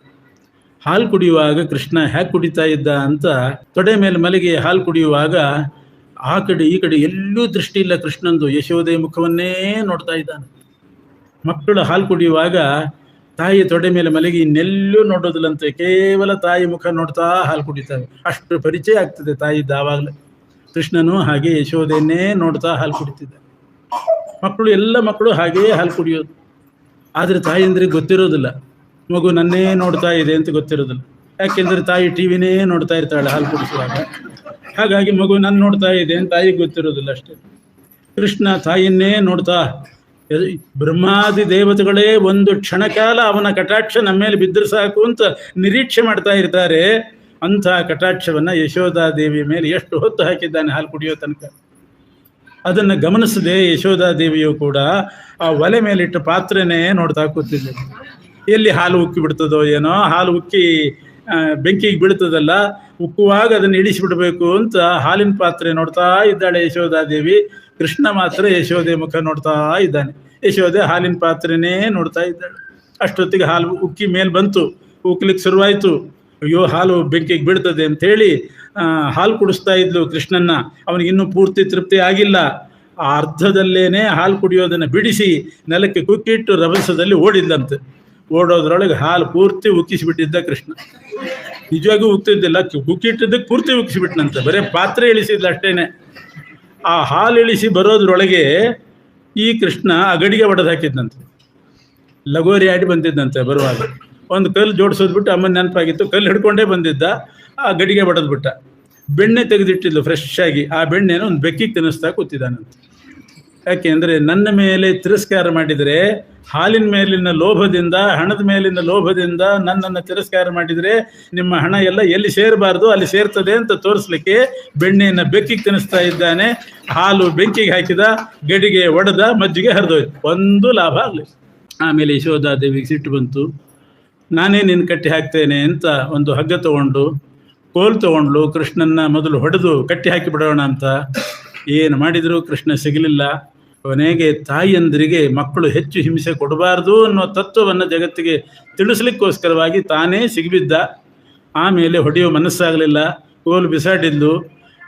ಒರಳು ಕಲ್ಲಿಗೆ ಕೃಷ್ಣನ್ನ ಕಟ್ಟಿ ಹಾಕಿದ್ಲು. ಮೊದಲು ಗಂಟು ಹಾಕ್ಲಿಕ್ಕೆ ಹೋದಾಗ ಒಂದು ತುದಿಯನ್ನು ಕೃಷ್ಣನಿಗೆ ಕಟ್ಟಿದ್ಲು, ಒರಳು ಕಲ್ಲಿಗೆ ಕಟ್ಟಿದ್ಲು. ಇನ್ನೊಂದು ತುದಿಯನ್ನು ಕೃಷ್ಣನ ಹೊಟ್ಟೆಗೆ ಸುತ್ತಿದ್ಲು. 2 ಅಂಗುಲ ಕಡಿಮೆ ಆಯ್ತಂತೆ ಗಂಟು ಹಾಕ್ಲಿಕ್ಕೆ. 2 ಅಂಗುಲ ಕಡಿಮೆ ಆಯಿತು. ಇನ್ನೊಂದು ಹಗ್ಗ ತಗೊಂಡ್ಲು, ಅದಕ್ಕೆ ಗಂಟು ಹಾಕಿದ್ಲು. ಮತ್ತೆ ಕೃಷ್ಣನ ಹೊಟ್ಟೆಗೆ ಸುತ್ತಿದ್ಲು. ಮತ್ತೆ 2 ಅಂಗುಲ ಕಡಿಮೆ ಆಯಿತು. ಇನ್ನೊಂದು ತುಂಡು ಹಗ್ಗ ತಗೊಂಡ್ಲು, ಆ ಹಗ್ಗಕ್ಕೆ ಈ ಹಗ್ಗಕ್ಕೂ ಜೋಡಿಸಿದ್ಲು. ಮತ್ತೆ ಕೃಷ್ಣನ ಹೊಟ್ಟೆಗೆ ಸುತ್ತ ಹಾಕಿದ್ಲು. ಮತ್ತೆ 2 ಅಂಗುಲ ಕಡಿಮೆ ಆಯಿತು. ಏನಿದು ಚಮತ್ಕಾರ! ಎಷ್ಟು ಹಗ್ಗ ಒಂದಕ್ಕೊಂದು ಜೋಡಿಸಿದ್ರು 2 ಅಂಗುಲ ಕಡಿಮೆ ಆಗ್ತಾ ಇದೆ. ಅಂದರೆ ಕೃಷ್ಣನ ಕಟ್ಟಿ ಹಾಕಬೇಕಾದ್ರೆ 3 ಅಂಗುಲದ ಹಗ್ಗ ಬೇಕು. ಜ್ಞಾನ, ಭಕ್ತಿ, ವೈರಾಗ್ಯ ಅಂತ 3 ಅಂಗುಲದ ಹಗ್ಗ ಬೇಕು. ಯಶೋಧಾದೇವಿಗೆ ಕೃಷ್ಣನ ಬಗ್ಗೆ ಭಕ್ತಿ ಇತ್ತು, ಪ್ರೇಮ ಇತ್ತು. ಇವನು ಯಾರು ಅನ್ನೋ ಜ್ಞಾನ ಇದ್ದಿಲ್ಲ, ವೈರಾಗ್ಯ ಇದ್ದಿಲ್ಲ. ವೈರಾಗ್ಯ ಇದ್ದರೆ ಹಾಲು ಹೋದ್ರೆ ಹೋಗಲಿ, ಕೃಷ್ಣ ಇದ್ದಾನೆ ಮುಖ್ಯ ಅಂತ ಮಾಡ್ತಿದ್ದು. ಹಾಲು ಮುಖ್ಯ ಆಯಿತು ಕೃಷ್ಣನಿಗಿಂತ, ವೈರಾಗ್ಯ ಇದ್ದಿಲ್ಲ. ಆದ್ದರಿಂದ 2 ಅಂಗುಲ ಕಡಿಮೆ ಆಯಿತು. 2 ಅಂಗುಲ ಕಡಿಮೆ ಆಯಿತು. ಆಮೇಲೆ ಎಷ್ಟು ಹಗ್ಗ ಜೋಡಿಸಿದ್ರು ಕೂಡ ಗಂಟು ಹಾಕ್ಲಿಕ್ಕೆ ಆಗದೆ ಇದ್ದಾಗ ಜ್ಞಾನೋದಯ ಆಯಿತು. ಸುತೋ ನಮೇಯಂ ಹರಿರೇವ ಸಾಕ್ಷಾತ್ ಇತಿ ಪ್ರಬೋಧೇಂ ಕುರಿತೆ ಪುರಂಧ್ರಿ ಬಬಂಧನಂದಸ್ಯ ಬಲಾನುಜಂ ತಂ ಬುಧೈರ್ನಿಬದ್ಧಂ ಪ್ರಣಯಾಖ್ಯ ರಜ್ವಾ. ಇವನು ನನ್ನ ಮಗ ಅಲ್ಲ, ಇವನು ಸಾಕ್ಷಾತ್ ಹರಿಯೇ ಬಂದಿದ್ದಾನೆ, ಇಂಥ ಚಮತ್ಕಾರ ಮಾಡಲಿಕ್ಕೆ ಸಾಧ್ಯ ಇಲ್ಲ ಅಂತ ಜ್ಞಾನೋದಯ ಆದ ಮೇಲೆ ಮತ್ತೊಂದು ಸಲ ಟ್ರೈ ಮಾಡೋಣ ಅಂತ ಹೊಟ್ಟೆಗೆ ಸುತ್ತಿದ್ದು ಗಂಟು ಬಿದ್ದೋಯ್ತು. ಈ ರೀತಿ ಗಂಟು ಹಾಕಿದ್ದು. ಆಮೇಲೆ ಕೃಷ್ಣ ಒರಳು ಕಲ್ಲನ್ನು ಎಳ್ಕೊಂಡು ಹೋಗ್ತಾ ಇದ್ದಾನೆ. ಮನೆ ಅಂಗಳಕ್ಕೆ ಬಂದ. ಇನ್ನು ತಲಬಾಗಲು ದಾಟಿ ಹೊರಗೆ ಹೋಗಬೇಕು. ಅಂಗಳಕ್ಕೆ ಬಂದಿದ್ದಾನೆ. ಅಷ್ಟೊತ್ತಿಗೆ ಇನ್ನೊಬ್ಬಳು ಗೋಪಿಕಾಸ್ತ್ರೀ ಬಂದದ್ದು ಕಂಪ್ಲೇಂಟ್ ಕೊಡಲಿಕ್ಕೆ. ಅದೇ ವೇಳೆಗೆ ಕೃಷ್ಣ ಅವಳ ಮನೆಗೆ ಹೋಗಿದ್ದಾನೆ ಬೆಣ್ಣೆ ಕದಿಲಿಕ್ಕೆ. ಅವಳು ಎಷ್ಟೋ ಸಲ ಬಂದು ಕಂಪ್ಲೇಂಟ್ ಕೊಟ್ಟಿದ್ಲು. ಯಶೋಧಾದೇವಿ ನಂಬಿದ್ದಿಲ್ಲ, ಬೈದು ಕಳಿಸಿಲ್ಲಂತೆ, ನಿನ್ನ ಮನೆಗೆ ಯಾಕೆ ಬರ್ತಾನೆ ಹೋಗೋ ಅಂತ. ಅವಳು ಕಾಯ್ತಾ ಇದ್ಲು ಕೃಷ್ಣ ನಮ್ಮ ಮನೆಗೆ ಬರಲಿ, ಒಳಗೆ ಕೂಡ್ಯಾಕೆ ಹೋಗಿ ತೋರಿಸ್ಬೇಕು ಅಂತ. ಇದೇ ವೇಳೆಗೆ ಅಲ್ಲಿ ಹೋಗಿದ್ದ. ಅಂತರ್ಗೃಹೇ ಕೃಷ್ಣಮವೇಕ್ಷ ಚೋರಂ ಬದ್ಧ್ವಾ ಕವಾಟಂ ಜನನೀಗತೈಕ. ಅಡಿಗೆ ಮನೆ ಒಳಗೆ ಕೃಷ್ಣ ನುಗ್ಗಿದ್ದ. ಗೋಪಿಕಾಸ್ತ್ರೀ ಅದೇ ಕಾಯ್ತಾ ಇದ್ಲು. ಅಡಿಗೆ ಮನೆ ಒಳಗೆ ಹೋದಾಗ ಬಾಗಿಲು ಹಾಕಿ ಹೊರಗಿನಿಂದ ಚೀಲ್ಕೆ ಹಾಕಿ ಅವನನ್ನು ಒಳಗೆ ಕೂಡಿ ಹಾಕಿ ಯಶೋದೆಗೆ ಹೇಳೋಣ, ಕರ್ಕೊಂಡು ಹೋಗಿ ತೋರಿಸೋಣ ರೆಡ್ ಹ್ಯಾಂಡ್ ಆಗಿ ಅಂತ ಬಂದಿದ್ದಾಳೆ. ಬಂದಾಗ ಉಲೂಖಲೆ ದಾಮ ನಿಬದ್ಧ ಮೇನಂ ತತ್ರಾಪಿ ದೃಷ್ಟ್ವಾ ಸ್ಥಿಮಿತಾ ಬಭೂವ. ಭಾರಿ ರಭಸದಿಂದ ಬಂದ್ಲು. ನಿಮ್ಮನೆಗೆ ಯಾಕೆ ಬರ್ತಾನೆ ಕೃಷ್ಣ ಅಂತ ಬೈದಿದ್ದೆಲ್ಲ ನೋಡಿ, ಅಡಿಗೆ ಮನೇಲಿ ಕೂಡ ಹಾಕಿದ್ದೀನಿ ತೋರಿಸ್ಲಿಕ್ಕೆ ಬಂದಿದ್ದಾಳೆ. ಮನೆ ಅಂಗಳದಲ್ಲಿ ಒರಳಕಲ್ಲಿ ಗಂಟು ಹಾಕೊಂಡು ಇಲ್ಲಿದ್ದಾನೆ ಕೃಷ್ಣ. ಅವಳು ತಲೆಬಾಗ್ಲ ಹತ್ರ ಬಂದು ಗಾಬರಿಯಾಗಿ ನಿಂತಿದ್ದಾಳೆ. ಅರೆ, ನಾನು ಒಳಗಡೆ ಕೂಡ ಹಾಕಿದ್ನಲ್ಲ, ಕಿಟಕಿಯಿಂದ ಹೊರಗೆ ಬಂದೋ, ಬೆಳಕಿಂಡಿಯಿಂದ ಬಂದೋ, ಹೇಗೆ ಬಂದ ಇವನು ಅಂತ ಯೋಚನೆ ಮಾಡುವಾಗ ಯಶೋಧಾದೇವಿ ಅಡಿಗೆ ಮನೆಯಿಂದ ಬಂದು ಕೃಷ್ಣ ಅಂಗಳದಲ್ಲಿದ್ದಾನೆ. ಆ ಗೋಪಿಕಾಸ್ತ್ರೀ ತಲೆಬಾಗ್ಲಿದ್ದಾಳೆ. ಬನ್ನಿ ಬನ್ನಿ ಅಂತ ಕರಿತಿದ್ದಾಳೆ. ಬನ್ನಿಮ್ಮ, ಏನು ಬೇಕು ಬನ್ನಿ ಅಂತ. ಏನು ಹೇಳಬೇಕು, ಏನು ಬೇಕು ಬನ್ನಿ ಅಂತ 2-3 ಸಲ ಕೇಳಿದ್ರೆ ಬಾಯಿ ಹೊರಡ್ತಾ ಇಲ್ಲ. ಏನು ಕೃಷ್ಣನ ಕೂಡ ಹಾಕಿದ್ದೀನಿ ತೋರಿಸ್ತೀನಿ ಬಾ ಅನ್ನಬೇಕು. ಇಲ್ಲೇ ಇದ್ದಾನೆ ಕೃಷ್ಣ. ಆಮೇಲೆ ಕೃಷ್ಣ ಹಾಗೆ ಹೊರಳಕಲ್ಲಿ ಎಳ್ಕೊಂಡು ಯಮುನಾ ನದಿ ದಾರಿ ಹಿಡಿದು ಹೋದ.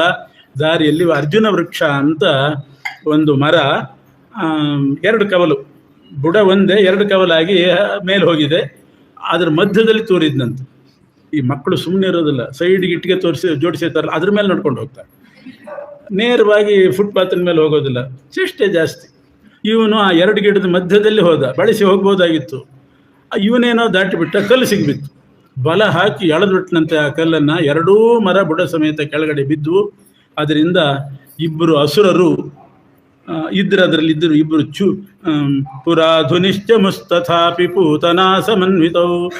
ಧುನಿ ಮತ್ತು ಚಮು ಅಂತ 2 ಅಸುರರು. ಅವರು ಆ ಮರವಾಗಿ ಹುಟ್ಟಿದ್ರು. ಅವರು ತಮಸ್ಸಿಗೆ ಹೋದರು. ಅದರಲ್ಲಿ ನಲಕೂಬರ ಮಣಿಗ್ರೀವ ಅಂತ 2 ಗಂಧರ್ವರಿದ್ದರು. ಆ ಗಂಧರ್ವರಿಗೆ ಮೋಕ್ಷ ಆಯಿತು ಆ ಮರದ ಜನ್ಮದಿಂದ. ಅವರು ಆಕಾಶ ಮಾರ್ಗಕ್ಕೆ ಹೋಗಿ ಅಲ್ಲಿ ನಿಂತುಕೊಂಡು ತಮ್ಮ ಲೋಕಕ್ಕೆ ಹೋಗ್ತಾ, ಗಂಧರ್ವ ಲೋಕಕ್ಕೆ ಹೋಗ್ತಾ ಕೃಷ್ಣನ ಸ್ತೋತ್ರ ಮಾಡಿದರು. ಕೃಷ್ಣ, ನೀನು ಕೊಟ್ಟ ಇಂದ್ರಿಯಗಳಿಂದ ನಿನ್ನ ಸೇವೆ ಮಾಡಲಿಲ್ಲ, ನಾವು ನಿನ್ನ ಸೇವೆ ಮಾಡಲಿಲ್ಲ. ನಮ್ಮ ಸ್ವಾರ್ಥಕ್ಕಾಗಿ ಮೈ ಮೇಲೆ ಬಟ್ಟೆ ಇಲ್ಲದೆ, ಅವ್ರು ಮಾಡಿದ ತಪ್ಪದು. ನಲಕೂಬರ ಮಣಿಗ್ರೀವರು ಮೈ ಮೇಲೆ ಬಟ್ಟೆ ಇಲ್ಲದೇನೆ ವಿವಸ್ತ್ರರಾದ ಹೆಣ್ಣು ಮಕ್ಕಳ ಜೊತೆಗೆ ಮಂದಾಕಿನಿಯಲ್ಲಿ ಜಲಕ್ರೀಡೆ ಆಡ್ತಾ ಇದ್ರಂತೆ. ಎಂಥ ನದಿ ಮಂದಾಕಿನಿ. ಅಂಥ ನದಿಯಲ್ಲಿ ವಿವಸ್ತ್ರರಾಗಿ ಜಲಕ್ರೀಡೆ ಆಡ್ತಾ ಇದ್ದಾಗ ನಾರದರು ಬಂದಿದ್ದರಂತೆ. ಬಂದಾಗ ಹೆಣ್ಣು ಮಕ್ಕಳೆಲ್ಲ ದಡಬಡ ಹೋಗಿ ವಸ್ತ್ರಧಾರಣೆ ಮಾಡಿದರು. ಇವರು ದರ್ಪದಿಂದ ಹಾಗೇ ಇದ್ದಾರಂತೆ. ಇವರೇನು ಲೆಕ್ಕ ನಮಗೆ ಅಂತ. ಅದಕ್ಕೆ ನಾರದರು ಶಾಪ ಕೊಟ್ಟಿದ್ರು. ನಿಮಗೆ ಮರದ ಜನ್ಮ ಬರಲಿ ಅಂತ ಶಾಪ ಕೊಟ್ಟಿದ್ರು.